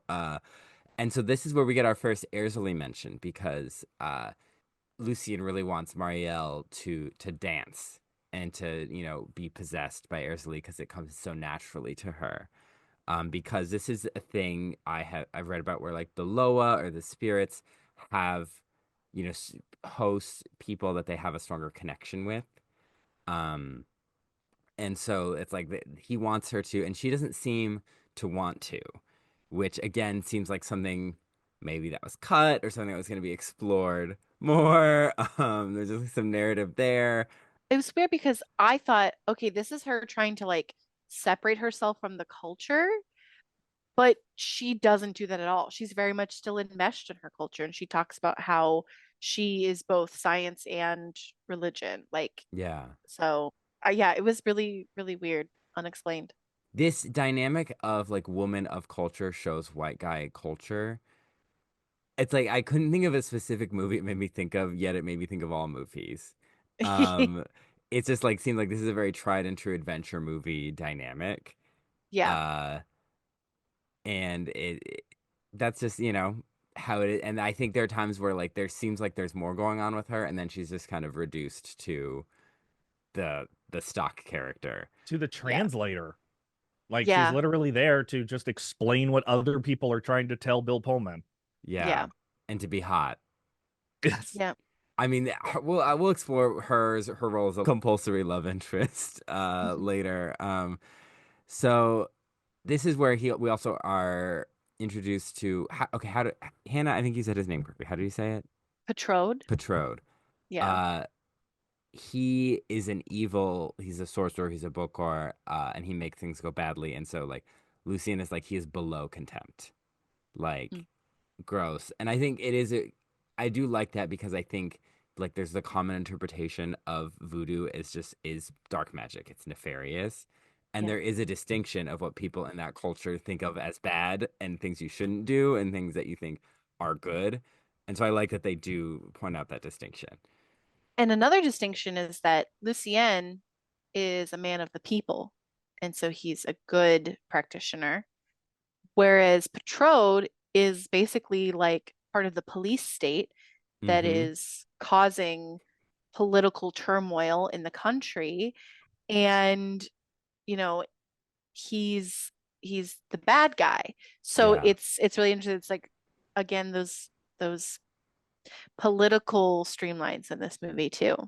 And again, this is based on my very quick Wikipedia of Haiti history. So like take this with a grain of salt, but like this regime was a dictatorship that was known as extremely brutal, and that they did use threats of voodoo in there to increase or threats of zombification or just using the magic as a way to oppress. And then the Tonton Makut is named after a bogeyman who kidnaps unruly children, and that's like what they called the police force.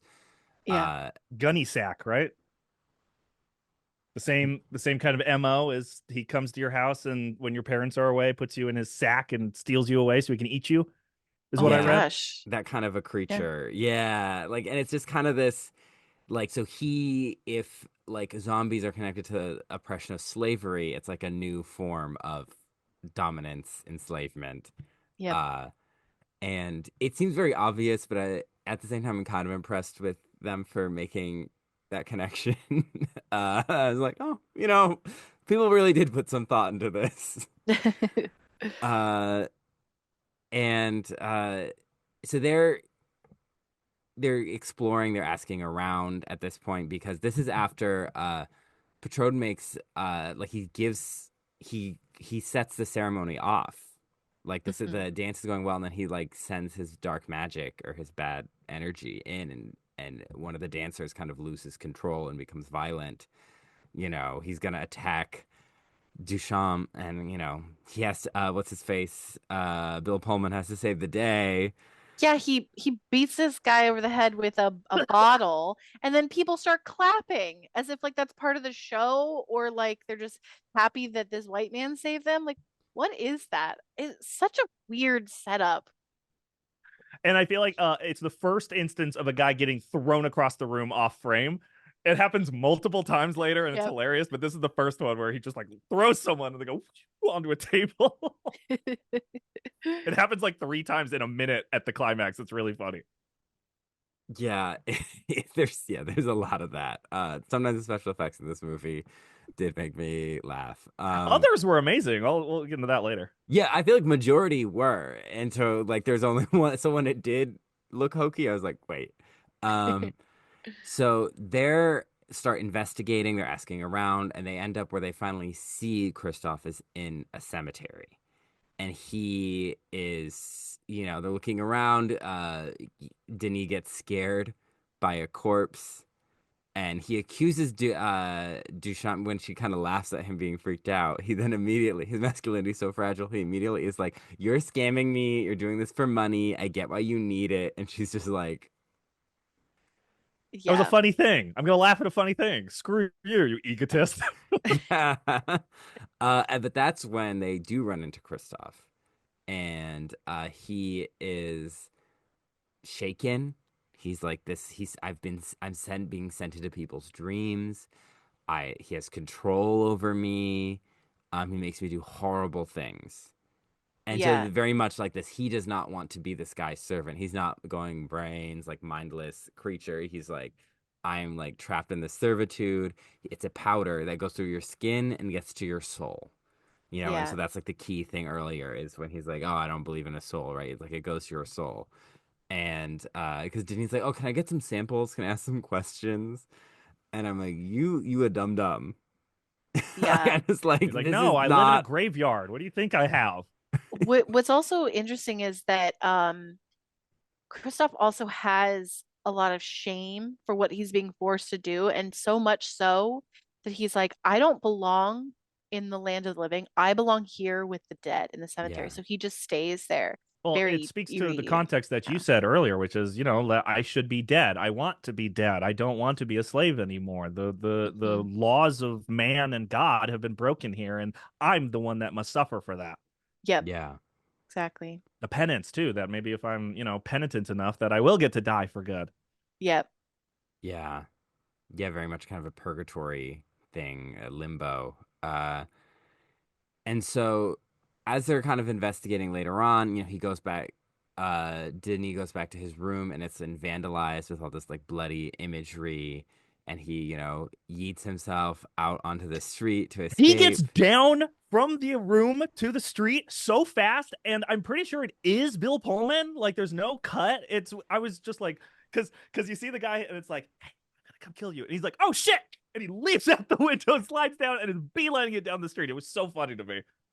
Yeah, because I think they say something like Blanc, because that's what they call him sometimes, like white Yeah. guy. Oh, I definitely, it's not him at all. I just rewatched the little clip. That's not Bill Pullman at all. My bad. But you believed it in the I moment. Yeah. That's Hollywood.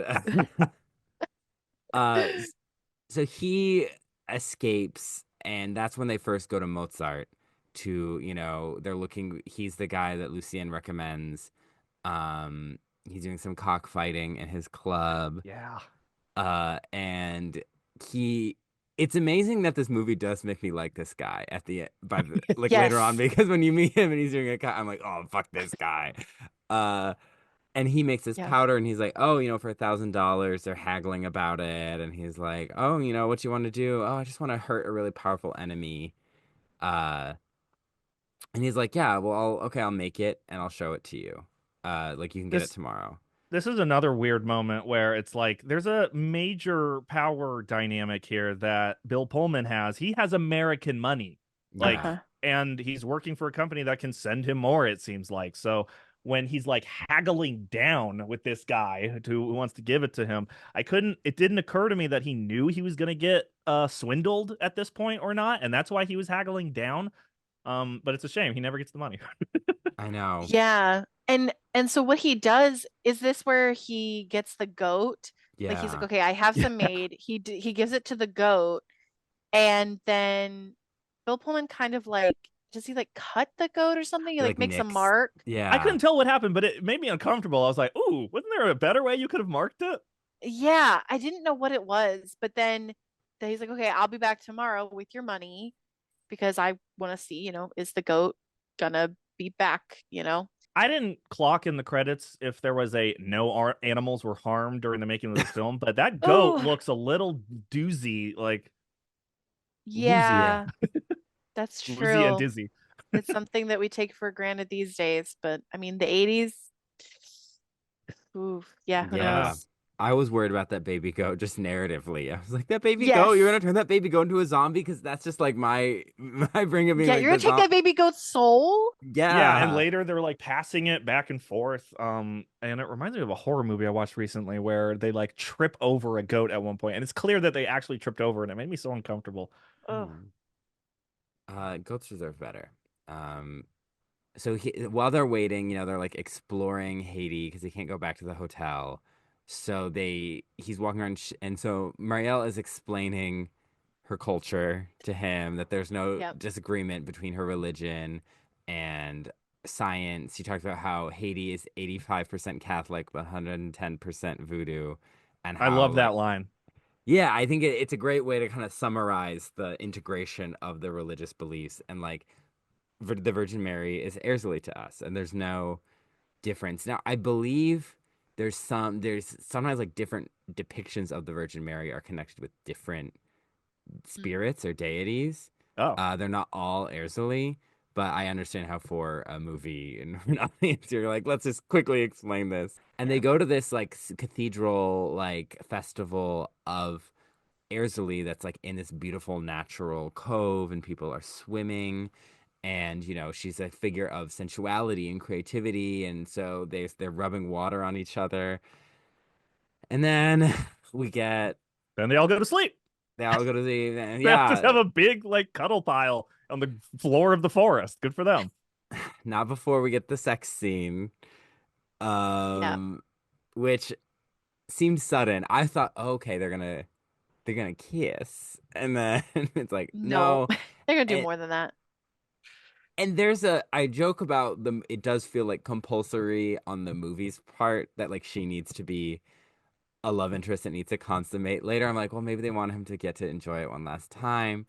And then Am I the only one that thought she was a zombie the entire movie Nope. and thought that that was going to be Oh, a big reveal? Because she gets puffed, doesn't interesting. she? No, no, the sister does. That's right. Kristoff's sister gets puffed, but in that moment, she looks identical to Kathy. And so I thought, like, oh, and that's why they're having sex. And that's why she's suddenly into him because they had no chemistry until suddenly they're banging. And so I Interesting. thought she was a zombie, and that was going to be a big reveal later. I I, thought there was something like the possession with Erzulie. I thought there that's was what I something thought. with that.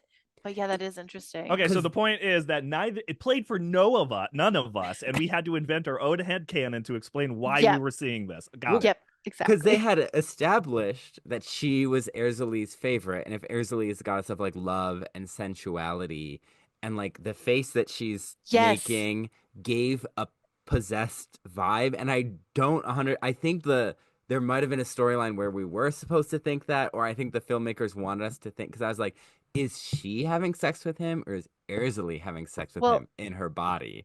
I will let you know that there was a cut that was like 185 minutes, and Wes Craven did trim it down to a cool 90. Much appreciated. So there could be other stuff that was on the cutting floor for them. Probably just more shots of drunken goats. Yeah. But yeah, they all go to a cuddle pile, and that was honestly a beautiful like festival. It felt Mhm. very like Avatar. Yeah. Little- And this is where he has a dream of he Corpse Bride. corpse bride. There's a That's what I sn- said. there's a snake, he sees a bride. There's He a snake in my bride. the snake in my bride, because he opens the veil and she's a corpse, and the snake launches out of her mouth and at Yeah. him. This scene genuinely made me jump. So Yeah. is this an instance of when Kristoff says, "Oh, he's making me go into dreams"? Because he says that, but we never see him in a dream. We just see scariness in dreams. Yeah. So, because Petrode is there with the bride. Oh, Um, really? Oh, I didn't notice yeah, that. because Petrode, or not Petrode, Kristoff, right? Kristoff, yeah. Yes, Kristoff yes. is there with the bride. But Ah, I think like at the first meeting when Petrode is there, I think he clocks because Lucien says they're watching you to Yeah. Bill Pullman's character. So Petrode is, I mean, I'm assuming by the time he lands in Haiti that he is actually, doing stuff. Mhm. But the stuff before where like he shows up in his trip in the Amazon, is that the warning from the Yeah. Amazonian mystic? Yes. That like That's how that's I read it. separate. Okay. The Because I was oh, Mystic, like, okay. wait, did Petrode start that too? But no, no. that makes more sense. I Okay. think the Mystic was like, you're about to deal With with this this. guy. Yeah. And that would make the most sense, except for we also have the Tyler Darkness killing Julio. I, yeah. Justice for Julio is kind of a big part of my read. He had to come in, be the translator who calls someone amigo, and then immediately die. And I'm like, he deserves more. Yeah. He felt like Alfred Molina's character in the first Indiana Jones, just like Yep. have someone there to die to show how resilient our main character is. Yeah. Exactly. Exactly. So yeah, he has another dream, and he does not tell anyone about his dreams. And I'm like, He's again, screaming too. He's like on the ground, thrashing, screaming, sweating. screaming, Like, crying, throwing up. Bill yeah, Pullman's a just good short of that. screamer. He's got a lot Yeah. of good He's a screams in scream this. queen. I did really appreciate him as an actor in this movie. Yes. I appreciate that he was supposed to be hot, but he was like the equivalent of what's his name, Glenn Powell, but like he was allowed to have a slightly like a regular human's body. Yes. Oh, I was literally gonna say he's so gangly. Something about like he looks like lanky Kong. His arms go down to his ankles. He's very lanky. Yeah. Yeah, and he was allowed as this is the 80s, which is to me like the peak of macho masculinity, but he was allowed to like suffer and like and like be scared and like show the range of human emotion. And I know Yeah. I'm still talking like the bar is so low, but I guess it is. Uh True. Real men scream. yeah, There when you some of the go. things that are happening to you and you'd Yep. scream. I say that I don't really I'm a quiet screamer. When I scream, I like angrily yell. I'm like, ah, Got it. Got it. Got it. Okay. yeah. Um, but so yeah, he is rolling around, but he doesn't tell anyone about his dreams. And I'm like, you're a dummy. Like if you could, If you could have these dreams in any place, Haiti is the spot to get some help, some interpretation, and be like, hey, here's what this could mean. yeah, while you're dealing with supernatural These are forces, professionals. You just slept with her. The least you can do is tell him the scary reason you're screaming when you wake up. Yeah. yeah, she Like, deserves oh, that. was it me? So they get arrested, by Patrode and the police, and he's interrogated and warned. He's like, "Oh, I'm This is a just a great tourist."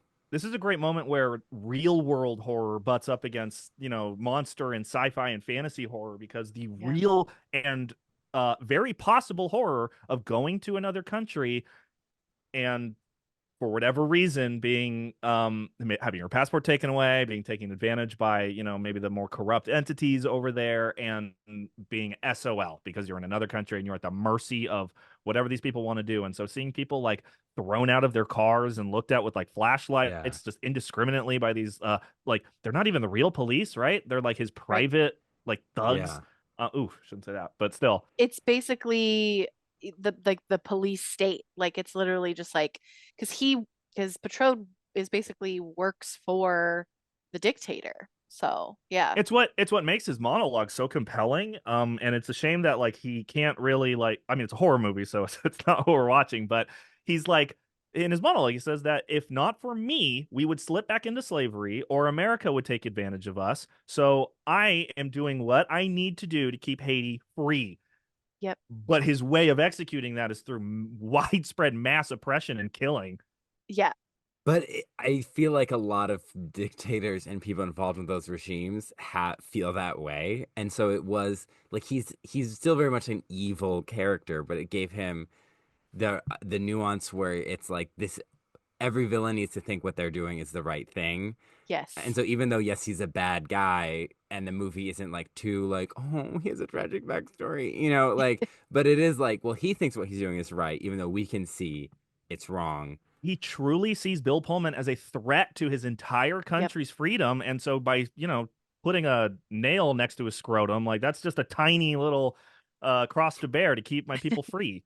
I mean, and to Yeah, be fair, he isn't not a danger to all their freedom because if there was something that they then became that Americans wanted in like this Haiti powder. or unobtainium or Yeah. Exactly, unobtainium. Or oil. This or is their version of unobtainium. Like I get Yeah. the idea that Patrode knows why Pullman is there, Bill Pullman is yeah. there, and he's preventing him from getting his hands on it or warning him against it because he's probably seeing it as another form of enslavement to America.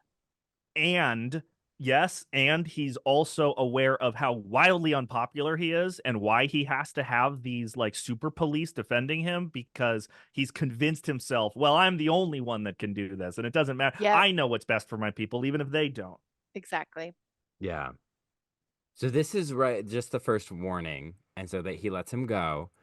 He's like, you want to get out of here, and but this is where they go back. They get Mozart is like, see, here's the goat, but he sees it's a different goat. It's not the goat you're looking for. So he then throws the potion in the booze and drinks it. Okay, I explain to me how this swindle works because there were like four swindles happening in the same scene with the goat and the fake, and I was so Yep. confused. And he even explains it to her outside, and I still didn't get it. well, So the issue is he's very condescending, which reduces his ability to explain effectually. Great metaphor for why condescension isn't a great tool. Um, let's be mindful of that as the election gets closer. Um, but he throws it in the alcohol because he took the potion, but he did a switcheroo because the potion was like rat poison, and he had some white thing that fizzes, and he puts it in the Yeah. drink, and he drinks it. And I didn't realize that he was swindling, so I actually texted Hannah, "Oh my gosh, she's drinking the potion. I'm so no, stressed." I know, but then and he I didn't says, text you back. but then he says it's piss, and it's like that confused me even more. It was like, oh, is it literally? No, he was just being insulting. Yes. Yeah. Yeah, so it's like he's like, okay, he makes Mozart think that yes, okay, this is the same goat. Wow, Mhm. awesome. And Mozart's like, here's your potion. He's like, okay, thanks, but actually, this is garbage. He drinks it, and it's supposed to make Mozart think like, wow, this guy's got balls. He just drank the rat poison I gave him. But Bill Pullman's character knew that like, okay, this is just not going to be real, whatever it is. And so Colin's right. He came prepared with something else. But I don't think an actual sleight of hand happened. I think it must have been like off screen, like we just didn't get to see it because then he does the sleight of hand outside. He's like, see, look at how great I am at 10-year-old magic, He does it really bad too. Yes, it's not good. And so I was just like, okay, so they're saying that he did sleight of hand, but he 100% didn't. There's no way. Blows my mind from your context and your research that I would have guaranteed that this scene was written for the movie, that this was completely made up. Right? The swindler is real. Like you told me Well, that it's this in the happened. book. Yeah. Well, Whether or not we can believe fair. Davis for whatever things, but I choose to believe that potentially, he did do this as an intimidation tactic, Right. IRL. Okay, But so in this it's also an intimidation tactic too. so Bill Pullman wakes up this morning and decides one of two things is going to happen. I'm either going to arrive and that is the same goat, and I'm going to give him the money and I'm going to go back to Boston. Or I'm going to show up and he's not going to have the right goat. So while I'm back in my hotel, I'm just going to create a little fake bottle here that looks like the same bottle he gave me, put them both in my pocket so that when he gives me the wrong goat, I can do this little switcheroo where I drink some milk, tell him it's piss, go outside, wait a little bit, and then okay, now he like respects me because I drank what he knew was real poison. Yeah. And I don't understand the cultural connection here that Bill Pullman's character is trying to make of like, okay, I need him to, it's not to trust me, it's I need him to think I'm worthy of this for some reason. And I think it's because he told him that it was for an enemy. And so maybe Mozart wants to know like how big are this guy's balls? Like Yeah. I Okay, think it's something like that, but it's that not is clear. sorry, that is what I thought. I just thought what he was demonstrating is like, okay, I'm going to show the swindler how good I am at swindling so that he doesn't swindle me anymore and gives me what I want. But it was Mhm. That, executed so yep, confusingly because no, what you're saying is the reality is I want yeah, to fool him into thinking I can drink poison. yep, I think so.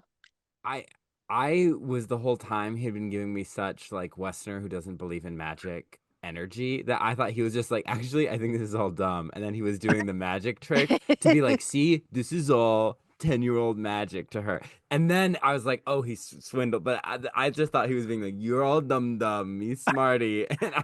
And he was, I I could have mean, believed that I like as that yep, one. yep.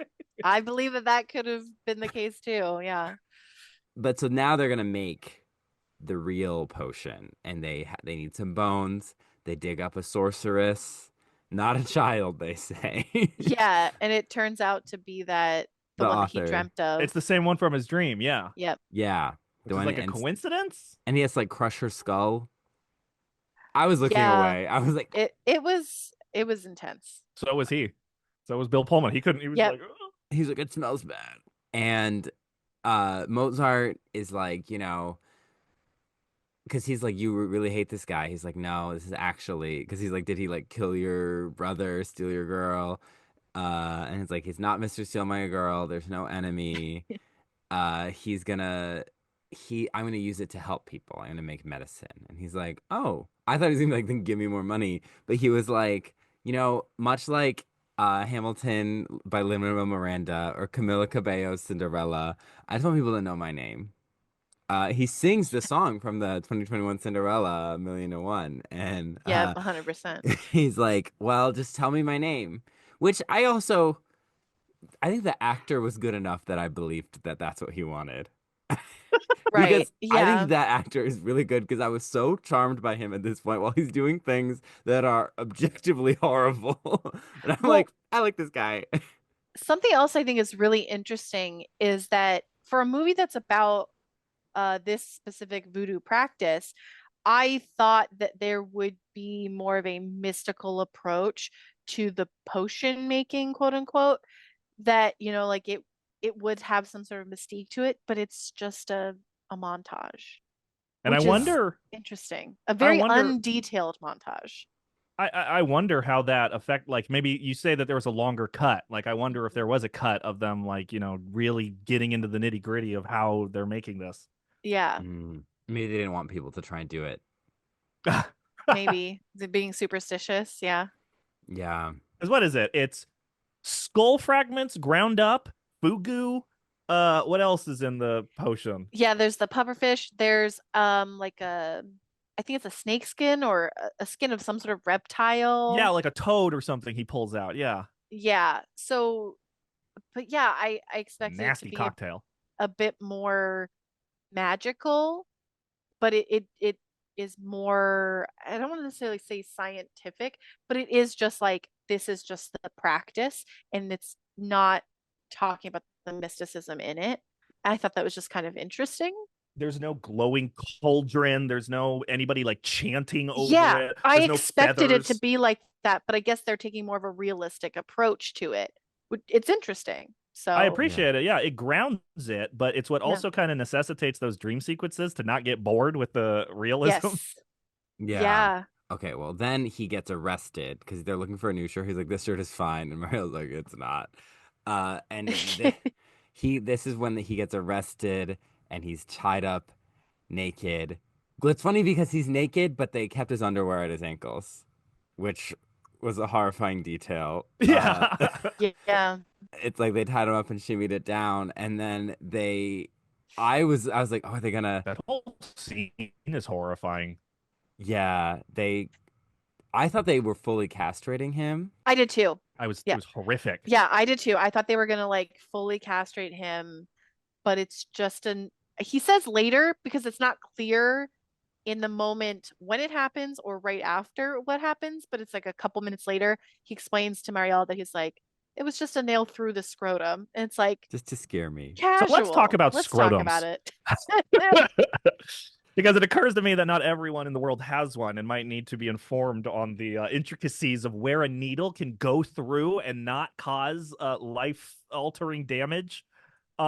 Because if one is under just, to be open and honest, if one is under distress or duress, there's a reaction. There's a physical reaction that occurs that is really unavoidable, and it Right. results in a lessening of surface area such that a nail could not pass through any of that, especially if you're sitting on like this stone scary, which I'm sure is very cold, chair. You've got Yeah. ropes around your neck and stuff. So I have no idea where that needle went. I'm just glad that he didn't get permanent damage, but I am very confused if he was damaged at all because he does scream, but then he's like, Yeah. it's not a big deal. I'm intact. Yeah. Yeah. My Also, thought was shout that out to they you had for another minefield that you managed to express so politely and Thank you. accurately. Thank you. exactly. Yeah, my thought was that they had already like set him up where like they had it prepared. But I feel like, well, he would have noticed that, but they didn't want to bring attention to it because I think that was just part of the shock factor. But Mhm. yeah, no, that also confused me. I was like, I don't know. That's a close call. It's really effective, but at the same time, it felt a little unearned. Like it's this major escalation of body horror, but then they're like, just kidding, we didn't actually do it. And I'm like, well, what the fuck, guys? I think they were too scared to imply that he was so Was harmed at all because he's bleeding a little bit, but we don't see like even a punch or like a smack. We that just he's see him Yeah. gonna blow save air in his face. his pretty white face. Yeah, and call him cute, which is like a disarming thing, I guess. There is okay. I don't know. So like because the castration element comes back, that and it to me there was a level of sexual domination and like Mhm. fear of like male being dominated male and emasculation and something going on there. More of like a not really a full theme, more of an idea, a vibe between them, and that like the you're cute, you're tied up, and that seems very 80s. And it's too vague to like really be fully defined discuss, but it's there. It's the And you're Yeah. same nodding, so I don't discourse. think I'm crazy. It's the same discourse that was like her surrounding Javier Bardem's character in Spectre, one of the James Bond movies, where Mhm. he's like sexually attracted to James Bond, but uses it as like an intimidation tactic. And so at the time, I remember the community being like kind of divided on like, oh well, there's a gay villain played by Javier Bardem. Oh, but he's saying gay stuff. Oh, but he's weaponizing it. And Mhm. so it's so ambiguous in this that I didn't even want to bother. If it's the case, I don't want to bother engaging. Yeah, that's a Yeah. good one. It's like it's there. Don't know what to do with it. Moving on. You know? Gay people are gay. They're not necessarily torturers. There you Yeah. go. Hot take. Yeah, There's very some Dracula in CMB that way. CBT here for sure. So Uh, so we get that very serious scene. He's screaming because it's like I want to hear you scream, and he just starts screaming before anything happens, like hoping that'll work. And I'm like, you know what? I try that Which too. again, yeah, to your point, is like he's not too proud. He's not too manly. He's not too masculine. He's like, no, I don't care what you do. I'm never gonna scream. He's like, yeah, I'll scream. I don't want to be here. Dude, take whatever Yeah. you want. I love yeah. that.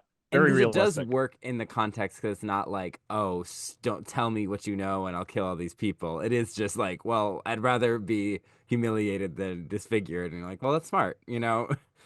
Uh, but It Yeah. also ends up being a setup for the payoff for him to echo it at the end. Like, I Yeah. want to hear yeah. you scream. Yeah. And he's you know, thrown into the street all bloody, and Marielle finds him and takes care of him. Uh, as they get the finished potion, they have to wait 24 hours. And he's having a dream. You got to Uh, order this potion like a week in advance. It takes so long to make this thing, and even when it's done, it still has to refrigerate and prove for a day. they don't sell those on Amazon, you Nope. know. He wakes up in this in a dream sequence, and there's like all these hanging sheets, and I'm like, rule number one: if you're being haunted, you're having don't sleep by so many white floaty sheets. Turns out that's just his dream bedroom, not the real bedroom. But I was like, fool. And he like wakes up and he sees like a burning cross like ship, and the bride is in the room, and she's like, take me. And blood horror, he's being buried alive, covered in blood and dirt, and he He's being wakes. like drowned in the blood. He's like Yeah, laying in the coffin and the blood is coming up from under him. The coolest sequence in the It movie, the most is. horrifying. Like he's stuck in there, and the way they just hold on Bill Pullman until the blood gets like just close enough to start going into his mouth, and then the cut. So good. Yep. and he wakes up, and then he like scratches his head, and there is blood. So for a second I was like, oh, did they kill Mariel? Yep. And then it's Christoph's sister is beheaded next to him, and the police come in, they're taking incriminating photos, he's covered in blood, and truly evil. Like these are like evil villains. Framing And him. Hmm. yeah, and he's brought into he's brought in, and you see him. He's being dragged by like these cells, and there are all these hands reaching out that are later kind of depicted as zombies, but at this time I think they're just people. They're Yeah. really long. I loved that. Like he tries to get away from one of them, and they just stretch all the way to him. It's Mm. so creepy. Yeah. Yeah. Um, and so he's like, "Well, I warned you. Like you gotta leave. We have incriminating photos, which we will release." And so it's like, get out of here. They basically like walk him onto the plane, and they're like, Mariel's Haitian. Like, if you're gone, we have no reason to bother her. And you're like, yeah, right. But Right. he's put on the plane. But Mozart, he gets him the powder, and he's Mhm. like, well, where's my money? Where's my $1,000? He's like, well, I don't have it. They took all my money. And he's like, well, he sings "What's My Name" or "A Million to One" reprise. He's like, I want them to know my name, but he does. I like the detail where he pulls off his watch, and he's like, for the account, and Yeah. and And he's Bill like, Pullman's like fair, fair. fair, like Yeah. honestly, like yeah. Uh, and so he sneaks off, and again, it's like I like this guy, Yeah. and he goes back. I thought he was gonna get off the plane, so I was kind of surprised when he came back to the US, Hmm. and he sells them the Zombinol, and they're gonna make it, and he's all like horrified by everything he's been through. This is my favorite thing that really good horror movies do is like there's this big thing hanging over the entire plot that it's like, well, that's off limits. Like, obviously, we're not going to do that. That would be the end of the movie if he just gave up and got the thing and went home or whatever. And I think of like Insidious, where it's a haunted house movie, where, okay, it's a haunted house movie. Obviously, they can't just leave the house. 30 minutes in, they do. They bounce and they just go to a different house. And that's where it's like, oh, the house isn't haunted. Ty Simpkins is. But here, I love it. It's so disarming that it's like, oh, he lost. I guess he's just back home. And I know there's, another hour or 30 minutes left of the movie, Yep. but it breaks up the pacing in such a brilliant way. I loved it. Yeah. Yeah, and it shows just how high the stakes are, because like he's obviously upset, and he's just kind of like going through the motions, and he's at this dinner with the guy and his wife Debbie, named after one of the potential names for SpongeBob's horse. Uh, Who I feel like has a big crush on Bill Pullman or something. Yeah. Yeah, she was just like, she's like, so like, oh, I'm glad you made it out. It's crazy right now. There's some interesting commentary too about like, these wealthy white people talking about what's going on in Haiti, and he's been there, you know, uh, and he is like, they're doing a ritual. This is when they're executing Mozart, right?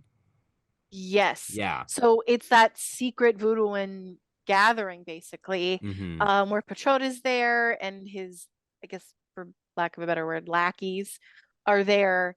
And yeah, they've got Mozart. And I think one of the things that really gave him away is the fact that he had the watch. Yeah. That was a sign of like payment for the powder. And so they Mhm. know what he did. And so yeah, they're doing the ritual. They're sacrificing him. And at the same time, there's some vibes happening at this fancy white people dinner. That's what's so cool is I feel like it's to demonstrate by having him go back to Boston at the like middle part of the end of the movie, it expands the perspective of this instead of just being like, small village in Haiti. Now it's this jet-setting adventure where the villains in Haiti can still get to me over here in Boston, albeit Yeah. apparently you have to like drain a whole person to do it, but he can do it. Yeah. Yeah. And Debbie gets possessed and she goes to kill him. She like pulls out a knife. Uh She like eats the glass. she eats the And glass that's too. that's what he realized. She's like kind of weird. And then she like picks up her glass and bites it. And then Bill Pullman's face is like, oh. And then she like lunges and tries to stab him. And they're all just like, "Oh, she's having a seizure. She's having a seizure." Like rationalizing it in that moment. Yep. And because they're still trying to sell the Zombinol, they're already testing animal Zombinol. I testing. forgot. Yeah. Yeah. He said they're like, I can't believe I pay people who want to call it Zombinol. We can call it something else if you want. Um, And the other thing is that like he's saying like, oh, it must be a seizure, but Bill Pullman's like, no, I know this is something mystical, right? And so yeah. it's like again coming up with those like natural rational phenomenon for something mystical. Yeah. And because the doctor is like, oh, stay here. And he's like, no, like there's something's going to happen to Marielle. I need to go back. And so he does go back after this. And when he gets off the plane, and I love that there's like tourists getting off the plane as Yeah. Haiti's on the eve of revolution. They're like, oh, welcome. Yeah, that to me that's so strange. Like, but I guess like tourist trade was still like really big Yeah. for them, and so like whatever political, they could be insulated from it to a certain degree. Like that would Yeah. benefit the people who are running the tourist locations.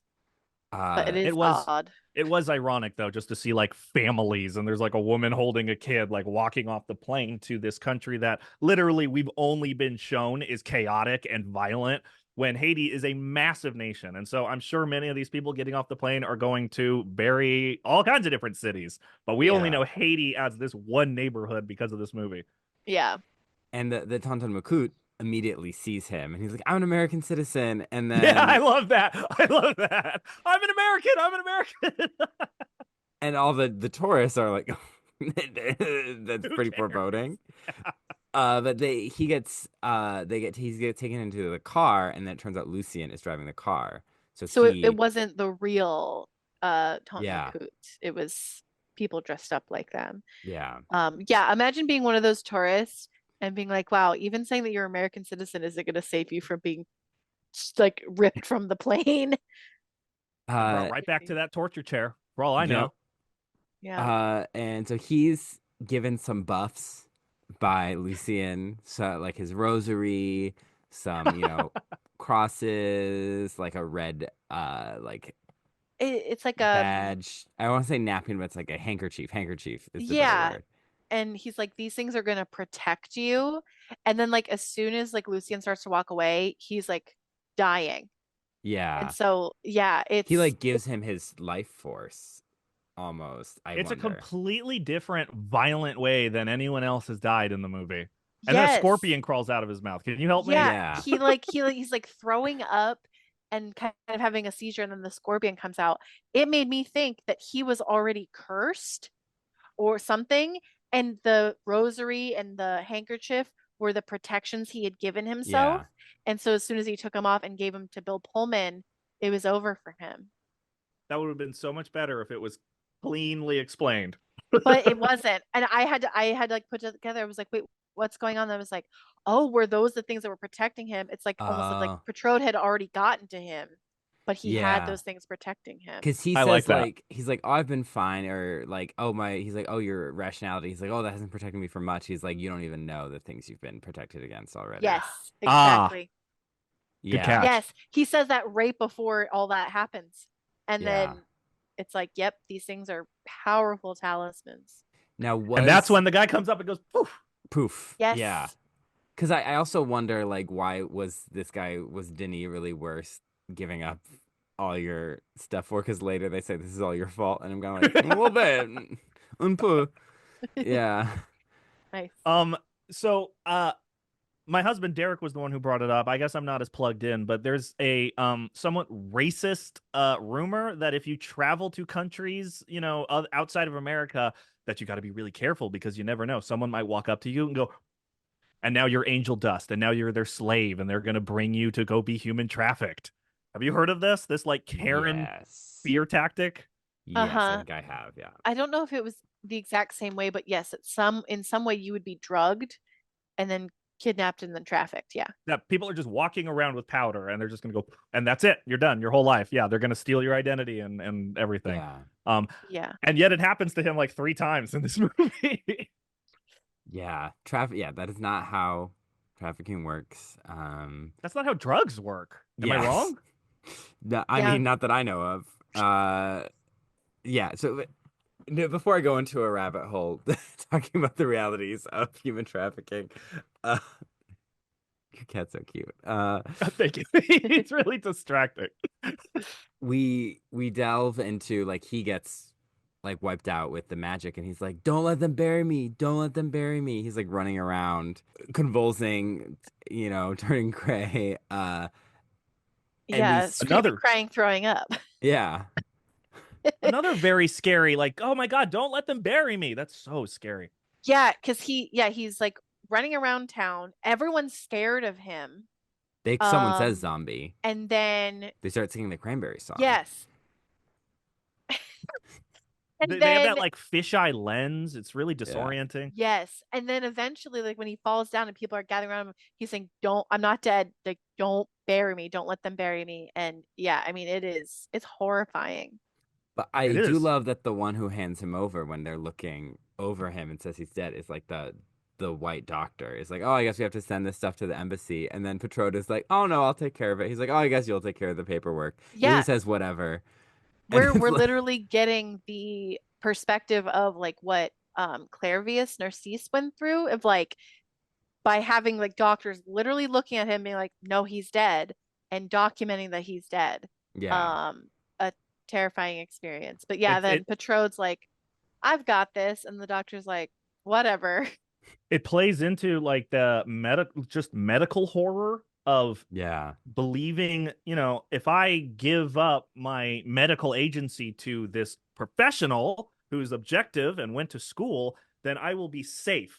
But in comes the corrupt leadership person who comes in and is like, I'll take care of it. And you're powerless to be like, no, don't let them Yeah. go. So scary. Yep. Yeah.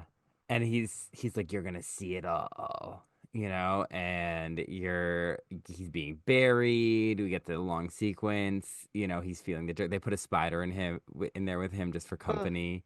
Just I for hated that. just an And extra screw you. I and love I that. hated the um like you see it crawling across his face and then he can't close his eyes. Like they left his eyes open too, which seems really fucked up. Well, obviously, because they want him to watch. Never mind. But the spider steps like right next to his eyeball, and I'm just like, oh, I hate spiders. But that was just, oh, yeah, The one who digs him out, because we get a Kristoff. good long period of him being in black. But yeah, Kristoff, I love him. He unburies him, and there I do Because doesn't always, he ends up being able to start screaming? yeah, Yeah. here, I'm here. All these people do help him that I do think could resolve the issue themselves. And it's very much like, here's our white protagonist who goes in and everyone helps him. And there's no particular reason why he's the one who needs to take this guy down. I like that Well, they don't go fully into he's the one who causes all the circumstance that allow that, you know. no, I like that by the end, he isn't really the one who instigates anything. It's No. all of this like was frankly a powder keg, and that the president would have left, like with or without Bill Pullman's involvement in the city. Yes. Thank goodness Mhm. that they did not make that a catalyst for the I know that revolution. he is like, I'm going to come and save your country. Yeah, and that like the climax is happening because it's like a convergence of events. Yeah. Mm, Um, but like Kristoff could have easily done the same things he had done, but it plays off enough because it's like, but they needed this exact right moment mm, to do it.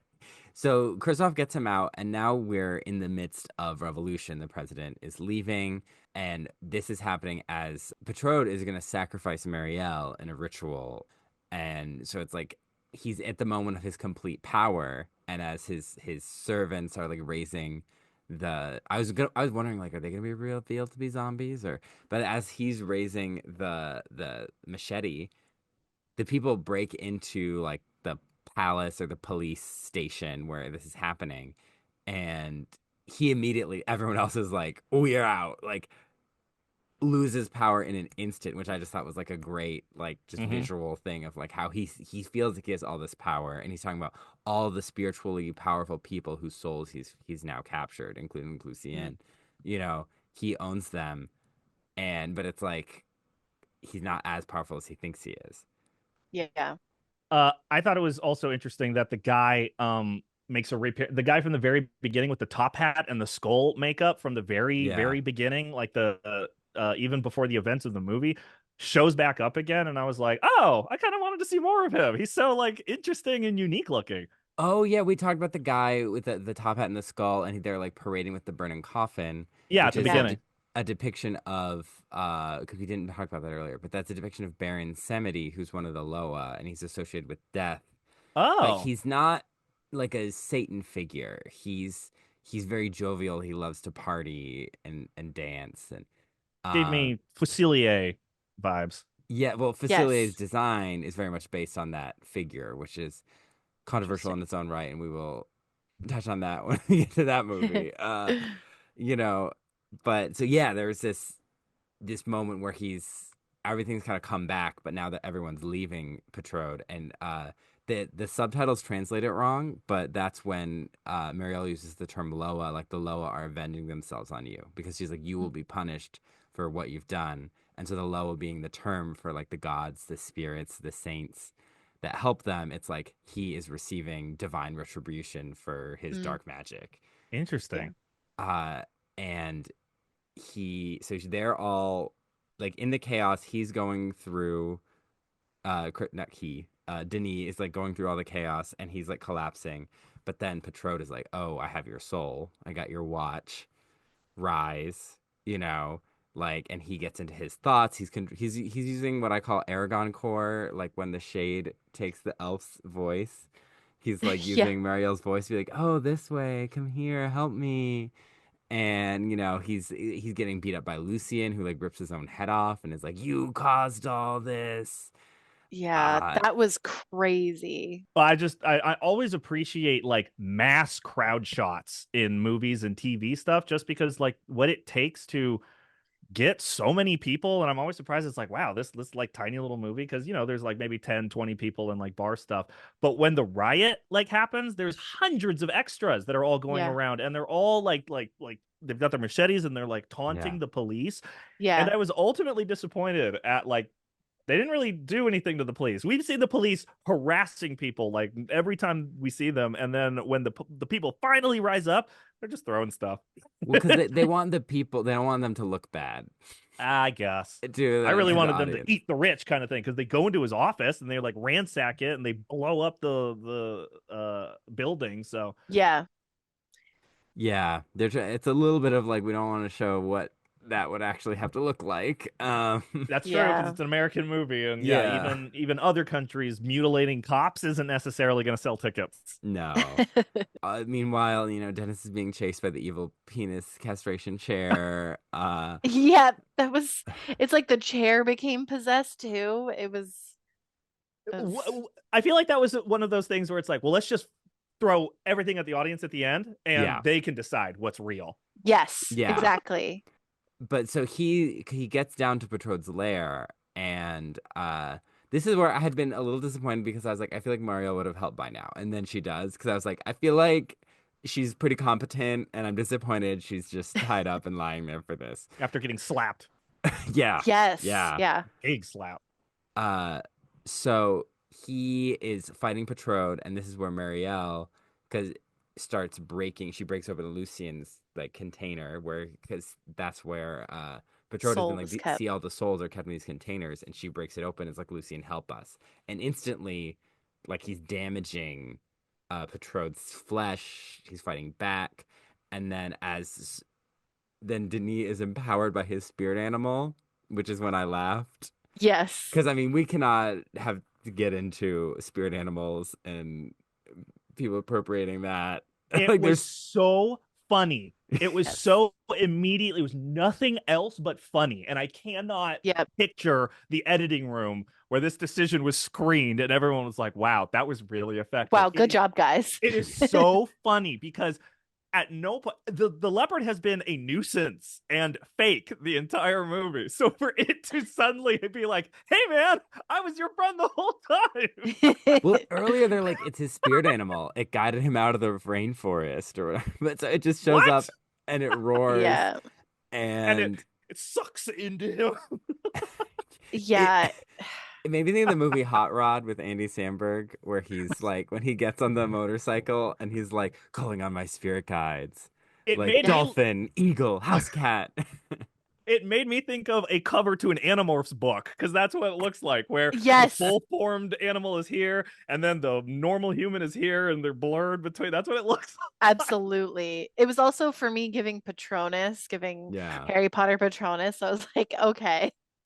So he gets his jaguar powers and he punches Patrode, and so they're fighting. Well, he goes around and he starts smashing all of the soul jars. He's like, Yeah. oh, well, if that gave me powers, who knows what these are going to do? And he starts smashing them up and all the spirits start escaping. Yeah, we get Yeah. these like rainbow reflections, play Taylor Swift, you need to calm down, like just And this like is this is where science goes out the window and it's like, no, see, Yes. they were souls. They literally were magic. This whole time you thought it was a metaphor. No, it's real. no, Yep. see, yeah, I was reading the whole thing as this is magic the whole time. Oh, okay. Yeah, and I was like, something bad is gonna happen by messing with this magic, and it did. And so there's all the rainbow lights as the souls are freed, and I said this is very like Ursula, like the sea creatures being freed, and very Facilier when he's like devoured by his own magic, or like Exactly. when they in Hercules when they knock Hades into the river Styx. I was like, this is just a very Disney villain death. Where like all the Yeah. magic is working against him. He like lights on fire. He's in the bones. Like he's destroyed by his own evil doing being undone. Yeah. Isn't that Um, always great? yeah, it works very well in this, especially in this particular context. Because sometimes that kind of ending is like, but in this one, I'm like, this works. Then his body just disappears, like right Yeah. before their eyes. Yeah. No trace. It gets so weird so fast. And they're like, okay, I guess we're good. Where it's all done, and then we get a final fight scene in the torture room. This is one Yep. of the many bodies flying across Throwing. the room. Yep. Yeah, I wrote they have final fight in the penis chair room.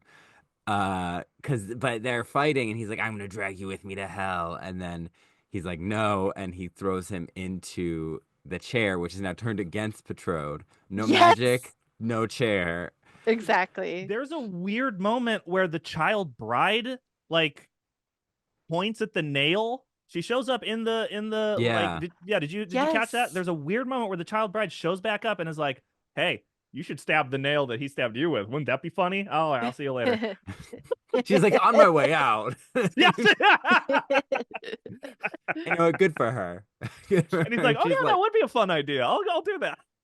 because it is almost like the Thanks, spirits. child bride. Thanks, Bye. child bride.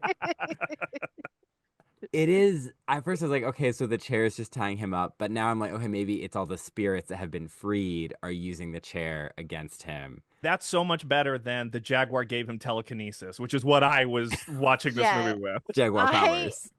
Yeah, so it's like, so Patrode maybe had been using the souls to possess the chair before, Yeah. and now that those souls have turned against him, or I should say have been freed and turned against him, now they can possess the chair and help take him down.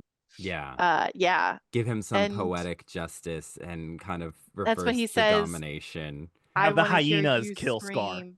Yeah. Yes. Yeah, and he's like, yeah, I want to hear you scream. And then another Disney villain, because like when Frollo falls to like hell in Hunchback of Notre Dame, we get the chair is dragged down. It's what's that movie, Drag Me to Hell? Yeah. It's Yes. very much like that, where it's like the The underneath. final 4 seconds of Drag Me to Hell, no spoilers. Yeah. Yeah, Uh, and it's like the floor's opened up and he disappears through it, but then when Marielle comes in, it's like it didn't happen. yeah. Yeah. So it was well, because Lucian says the final battle will be in your mind. So it's also Right. it's like a spiritual fight in a way, mayhaps. Well, I guess because I interpreted it as when he catches on fire and falls on the bones, he went to hell. But somehow, because of his crazy power, he clawed himself out for one last I did scare. too. Yeah, Yeah, I maybe did too, the but I doorman at guess hell was like, it'll be fun. We'll send you back for 10 more minutes. yeah, exactly. I forgot my keys. Just one sec. We're like, "Ah, Yeah, go ahead. you did a lot of great things for us while you were on Earth." Exactly, yeah. uh, so And then now it it's ends the real abrupt. Sorry, go ahead. Oh, yeah, it it does. ends very abrupt because I'm like, we can't deal with the ramifications of an active political revolution. And it also links the political revolution with like they're in the streets kind of celebrating and they come out of this big fight from that. And so they're linking the freed souls with the The freed freed, souls of Haiti, yeah, the greater Haiti for because of, the political revolution.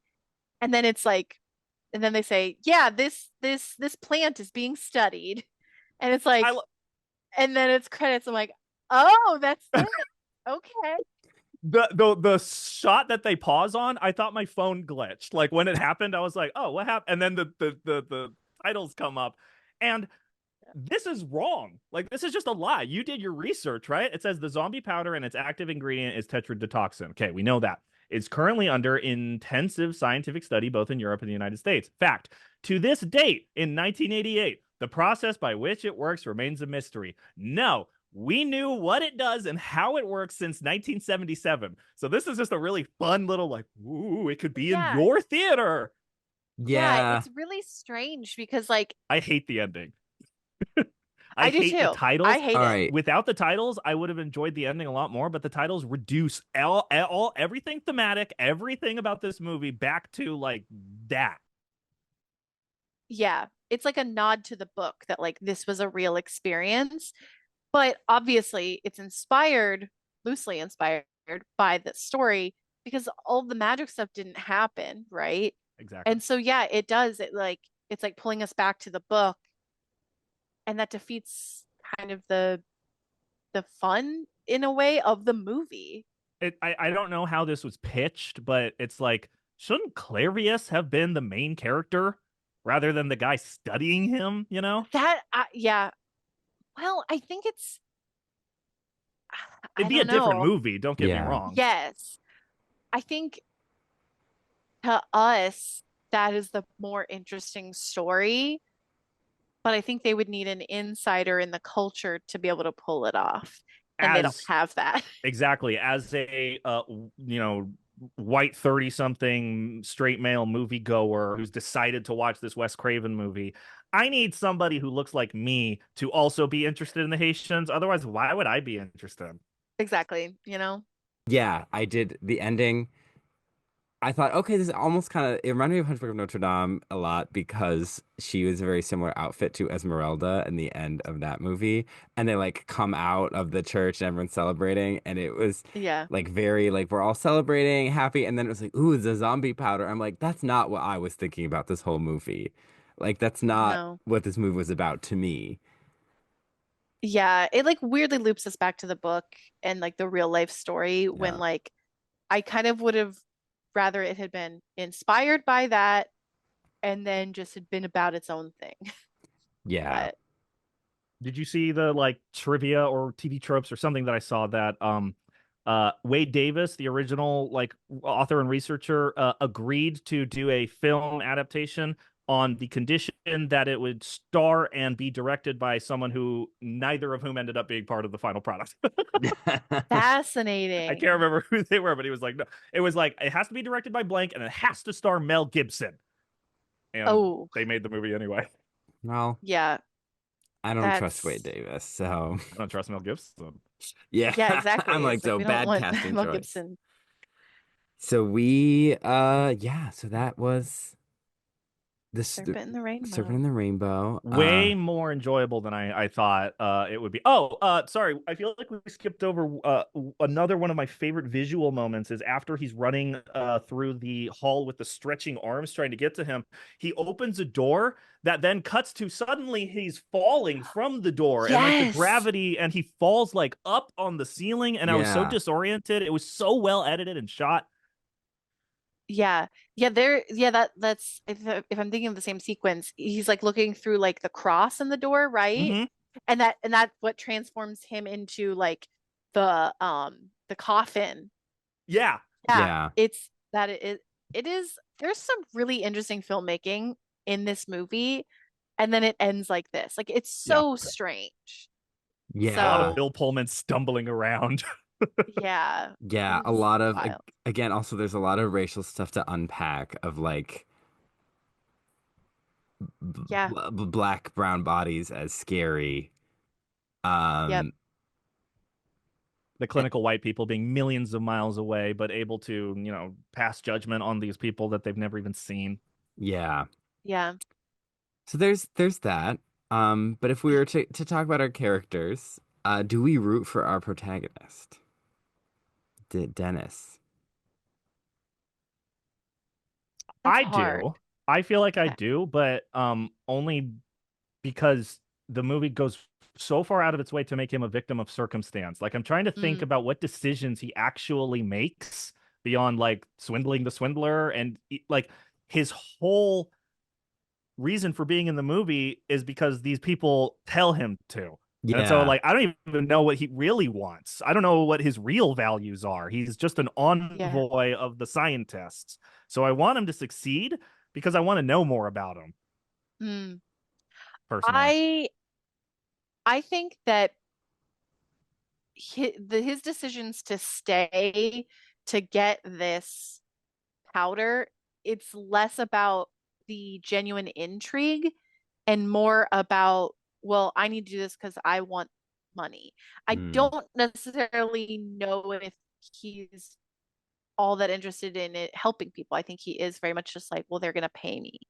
Um, and so that is interesting because like I kind of lose like, well, then why is he there? And at a point I kind of just accepted that maybe it was out of pure spite of this guy telling him he can't, you yeah, know? I sort of like a just like a fuck you. Yeah. And he's like putting himself in danger of this political regime for the Americans that he's serving. So it's like I don't know if I root for him for like why he's even there because I also do believe that it is potentially stealing an aspect of culture to then take to another area to then be used for medicine and people are not going to get paid for it. And yeah. it's also like it's a part of the culture and the religion. It's not like, oh, they came up with this medicine or they came Hmm. up with this concoction that can be used as medicine. It's like they have a specific purpose for it. And it's like you're stripping away that context to use it for something else. So I think in general for that, I don't root for him, but I also don't want him to die. Um, yeah, Yeah, I think you kind of summed it up where objectively I don't, but the movie is well done enough that when I'm in it, I'm like, oh, I don't want him to die. But I'm not really like yeah. I'm also not watching it like, oh, I can't wait for him to get the powder. I'm thinking like you're a dummy, like you shouldn't be meddling with this. Yeah, but I do think that like how you make a good point that like we don't know a lot about him or what he really wants because I think I just accepted him like, oh, he's doing this out of spite. Like Yeah. he's a little bit he's prideful. But it's like now I think about it, I'm like, yeah, what is his motivation other than Is it just money? It's not clear. See, that should not be my job as the viewer to invent why he's doing what he's doing. It's literally the opposite. It is literally the writer's job. So yeah, you're absolutely right. And so I struggle to just go like, why doesn't he just give up? Why doesn't he just go, you know what, actually, this is a lot of work and I'm gonna get hurt over there. So never mind. And like it takes him being attacked again in Boston to decide I should go back to finish the job they paid me to do. Because at a certain point, I thought he was doing this to defeat Patrode Right. because he was like, "Oh, this is an evil man using magic to enslave people, and we need to stop him." And I felt like that was kind of a lot at a certain point. That was sort of what Marielle was up to, but I think that was also me taking like what I would do in that situation or how I would then write this story, and then it would go back to he's like, "Oh, I just want this powder," and I'd be like, "Oh, I guess like you're so focused on that." Yeah. Yeah, this movie has been written before, and that's why I don't understand that it just didn't follow the like tried and true things, which is that, oh, he never cared, but he loves her. And she has given him so much insight into this culture that he didn't even realize he has a lot in common with because of this envoy that he loves. And so, even though the bosses told him, we don't need that anymore, you're free to go, now he's achieved his external need. So, his internal need of saving that woman and by extension, the culture she loves, I guess, is most important. And that's why I'm going to go back. Why? Yeah. That's just so easy. Yeah, Did he even did they had sex, but there's no romance ever no, before or after. because we thought Yeah. she might be possessed while she did it. So, well, there is like she's Yeah. nursing him sensually, but also it's like he was pretty she's brutally she's There's injured. rubbing balm on his scrotum. yeah, I mean there's some sort of care between them. It's not clear, but he does say like he needs to help her or save Yeah, her, but he doesn't necessarily know that she's in danger, but he can assume. But yeah, he's so unclear. yeah, But It also feels like maybe there was a version of this, but where Deschamps and the sister of yeah, the guy are the same Chris. character. Yeah, That like the reason um she's a scientist and her brother got turned into a thing, but it's like by having the sister and this character, and then the sister gets offed.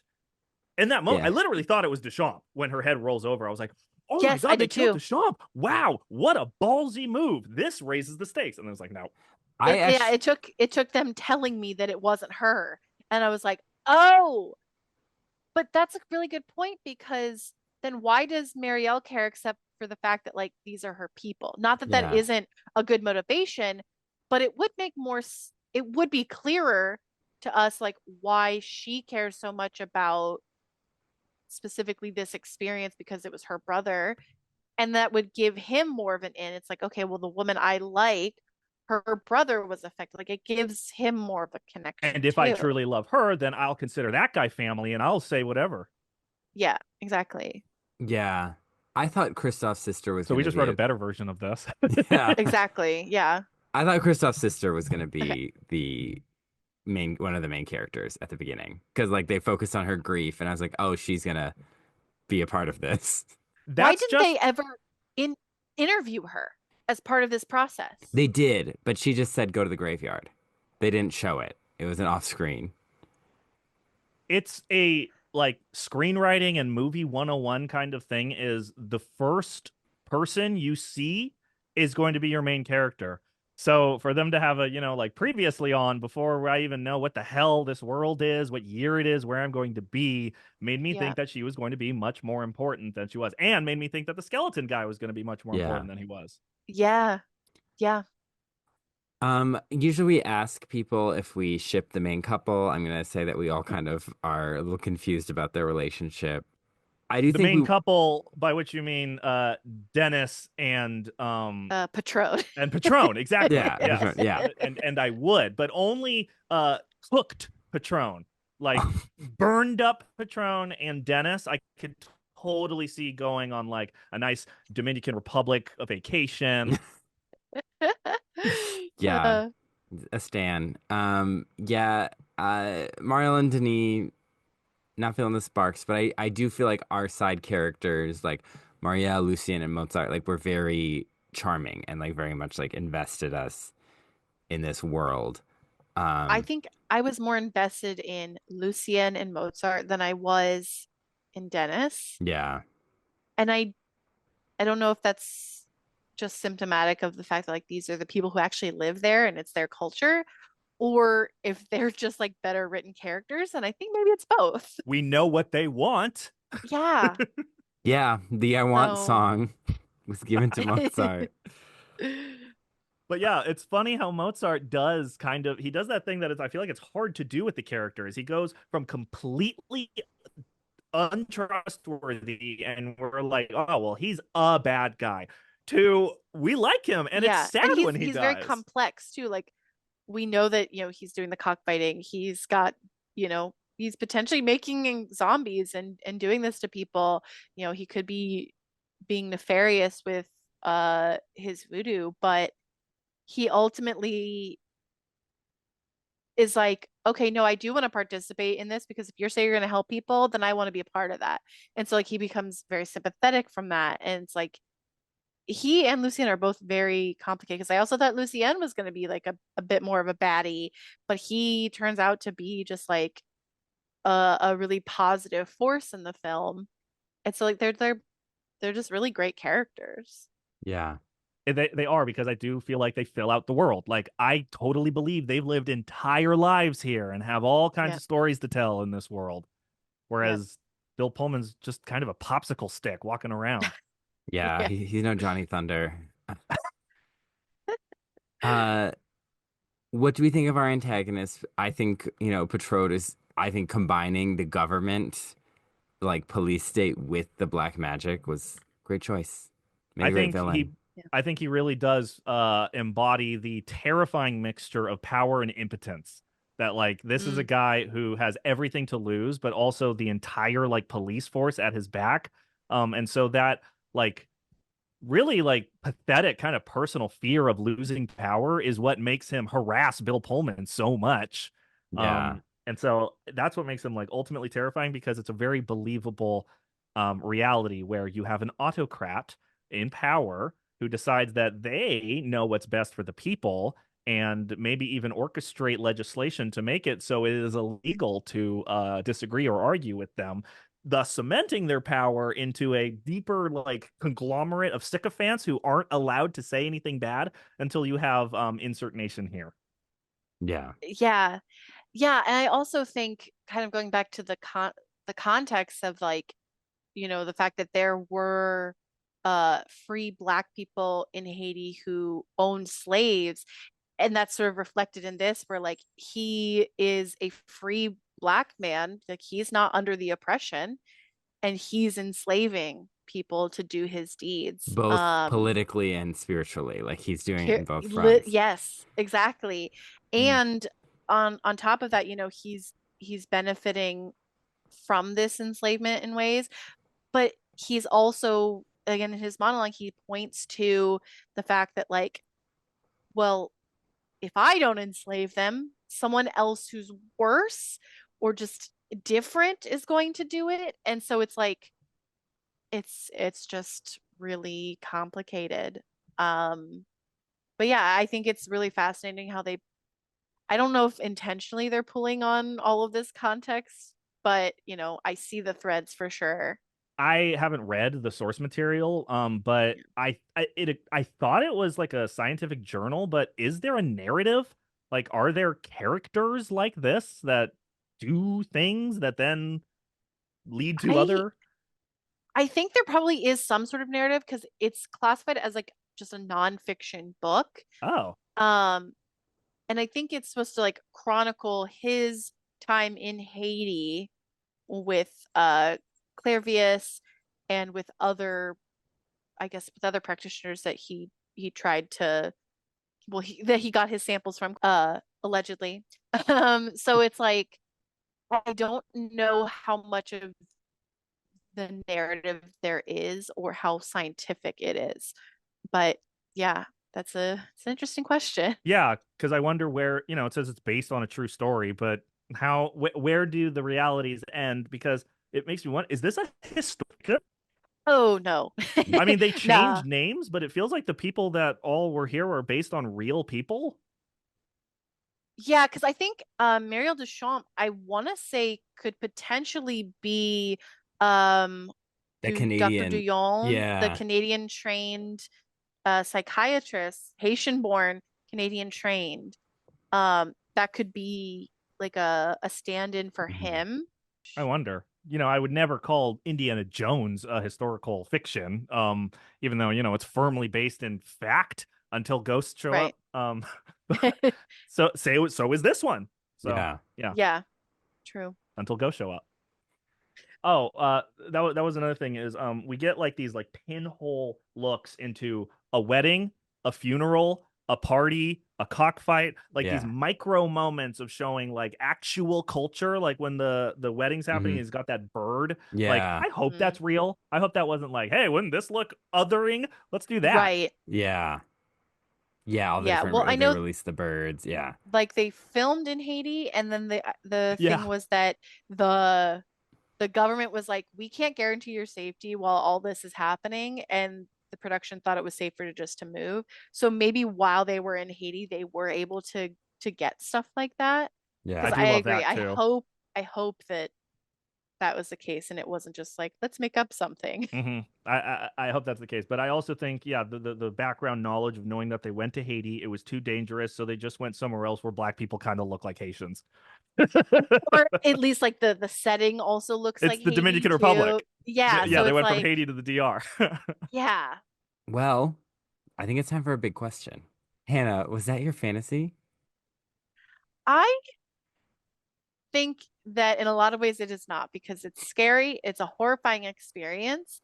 Um, but I think there is something really interesting about exploring the voodoo culture that this movie didn't really get to explore truthfully that I think would be a really interesting thing to be a part of.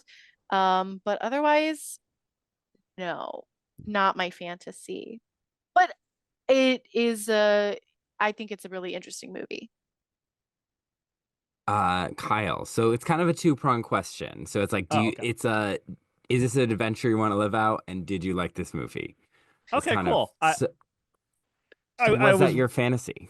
that was what I assumed the question to be, but I'm glad that I got validated and that my assumption was correct. Um, yeah, because that's literally what I thought. It's like, is this my fantasy? No, not at all. My fantasy, as we explained it, would be much more personal, much more character driven, and frankly, it's motivated me to seek out Haitian horror. Like, it makes me Mm. want to go online and see if there is Haitian horror movies that are made by Haitians about Haitian culture that maybe elevates the conversation around zombieism to a place that we were expecting. Um, Maybe it's on me for expecting anything respectful or culturally acknowledging from a 1988 Wes Craven movie starring Bill Pullman. So if I can roll back my expectations back to when I first was read the log line by my husband and said Wes Craven, oh okay, it's still not my fantasy. I've seen a lot of Wes Craven movies, and Wes Craven does horror very well, and it almost feels like he was asked to tone it down for this one, Mm. or if this was like a tonal decision that he was trying to like distance himself from. And yet, I read that this is the same year that Nightmare on Elm Street 4 released, so he clearly wasn't too interested in tonal shifts. Um, It's I re- so interesting you say that because I did read a fun fact. He said that this is the first of his movies at that time to ever get an R rating on the first try. Because this one. before yes, he struggled to get just an R rating on others. So you're right. There is definitely a tone difference here from his stuff. So it was like a personal challenge for him to see, like, okay, I wonder. MPAA, let's thread the needle. Yeah, exactly. Interesting. So yeah, part one, not my fantasy. There would be much more character driven personal stakes here that I could understand. And frankly, like the horror would have been ramped up a little bit if it's billed as a horror movie, but it's honestly like a thriller with horror elements. Yeah. I agree. Yeah, it's like a mystery thriller with horror elements. Did I like it? Yes, actually, I did. The pacing of the dream sequences is perfect, so that I never really get bored. The villains are Mhm. so real and so fleshed out that they actually like enhance the very empty world that we're shown. We're shown like it literally looks like the temple at Indiana Jones, like at Disneyland, when you like the Yeah. Disneyland ride for Indiana Jones, like all the buildings and all the architecture and stuff look like it was carved from like adobe and stone, and it's like, come on, they have electricity, they have roads. So it was a little disappointing that like it's simultaneously going like, hey, let's take Haitian. I'm doing the nose thing again. I got my finger under my nose, mustache. Let's take Haitians seriously, and let's do a movie about real zombies, but not too seriously. So I liked it despite itself. The scares elevate it to a place that this would be boring as rocks if this was a straight drama. Yeah. Yeah. And as sparingly as the effects are, I love every single use of them. So it's, Yeah. you know what? It's when Wes Craven is allowed to be Wes Craven, that's when the movie really shines. Yeah. Yeah. For me, I would say this is my fantasy, in that I do like this movie, and it's also a fantasy of mine that people acknowledge the history of zombies. And so getting a movie to even be about that at all is exciting. Now, the movie you both described is one that I would like to also exist and would be a better movie, but I did enjoy this one. As someone who's not really into Yeah. horror movies, it was like the right pace for me. But I just like enjoy that it explored the lore. Well, it does have its own many issues. Um, yeah, but I also wouldn't want to experience, I would not want to be Bill Pullman in this situation. No. I don't want to be a Makes me want to zombie. visit Haiti. Like I'm Yeah. not even being ironic. It makes me want to see real Haiti, not what Yeah, this Hmm. was supposed to be. I don't know what Yeah. this was supposed to be. yeah, a movie, our movie. I was gonna say, because let's be honest, like what touchstone do you or I or anyone listening like have for Haiti? The Yeah, earthquake, a Family Hmm. Guy joke, and racist lies during the debate. Like that's the only Yep. real touchstone I have for Haiti. Like to remind me that that's where zombies come from is like, oh, that's interesting. And now I'm not even thinking about Haiti again. Now I'm thinking about zombies. yeah, So it's Yep. nice to have any kind of cinematic touchstone, whether it's horror or otherwise, to at least go, well, someone at some point tried to put a finger on zombieism with even an Hmm. attempt at respect. Yeah. yeah. Kyle, thank you so much for coming on. We had so much Oh my fun. god. This is such a great discussion. This is way not that I have any expectations, but this was a amazing discussion. And I feel like Was. I really got to go into this movie that I hate to say it, when I do these, I like to watch movies twice. I'll watch it all the Mhm. way through once, just sitting down, no nothing, and then I'll watch it again and take notes. I only watched it the one time, didn't take any notes, and this discussion and your research and your format really helped cement a lot of the things that I knew I thought at the time, but might have evaporated away if not for your great organization and discussion. So Oh, thank you so thank you. much for letting me be a guest. Thank Yeah, you. absolutely. Yeah, this is great. Thank you for coming on. Is there anything you'd like to plug? Oh, well, you mentioned at the top, I have my own podcast. It's called The Gory Days, where we watch initially 80s horror movies, but I've expanded that to all horror movies under the sun. So yeah, you can check that out on Spotify or Apple Podcasts or SoundCloud, but you can also go to thegorydays.com. Nice. Why is That's it it. called The Serpent and the Rainbow? Oh, because the thing at the beginning. That's right. Yeah, Yep. yeah. I know. I keep forgetting. Keep forgetting.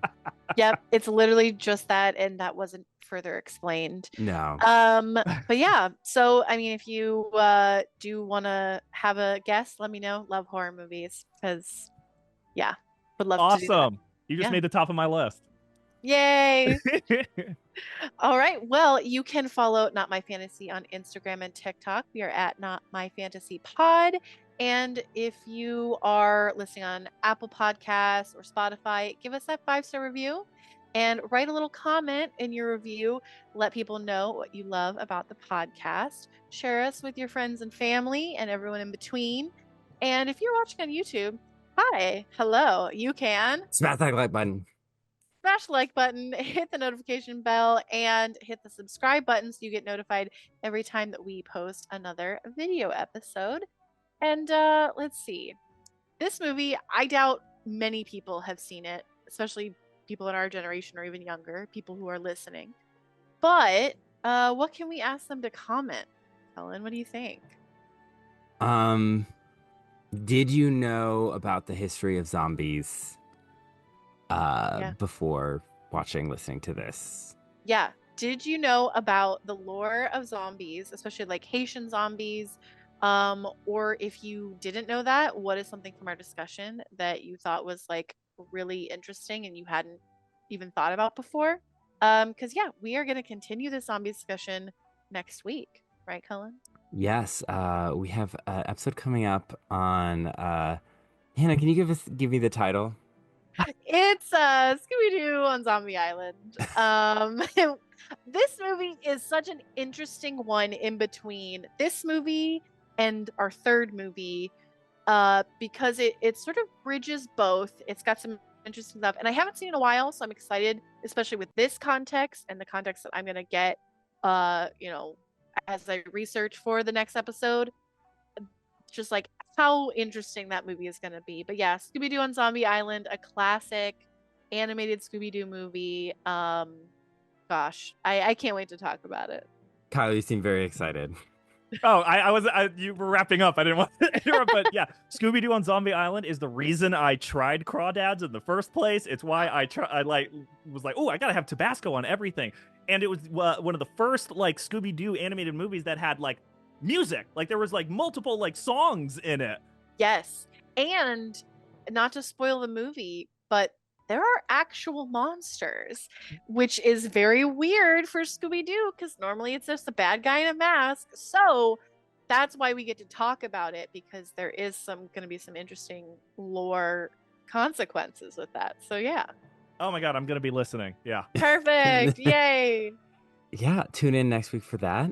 Kyle, once again, thank you for joining us, and take care, everyone, and we'll see you next week. Bye, listeners. Bye.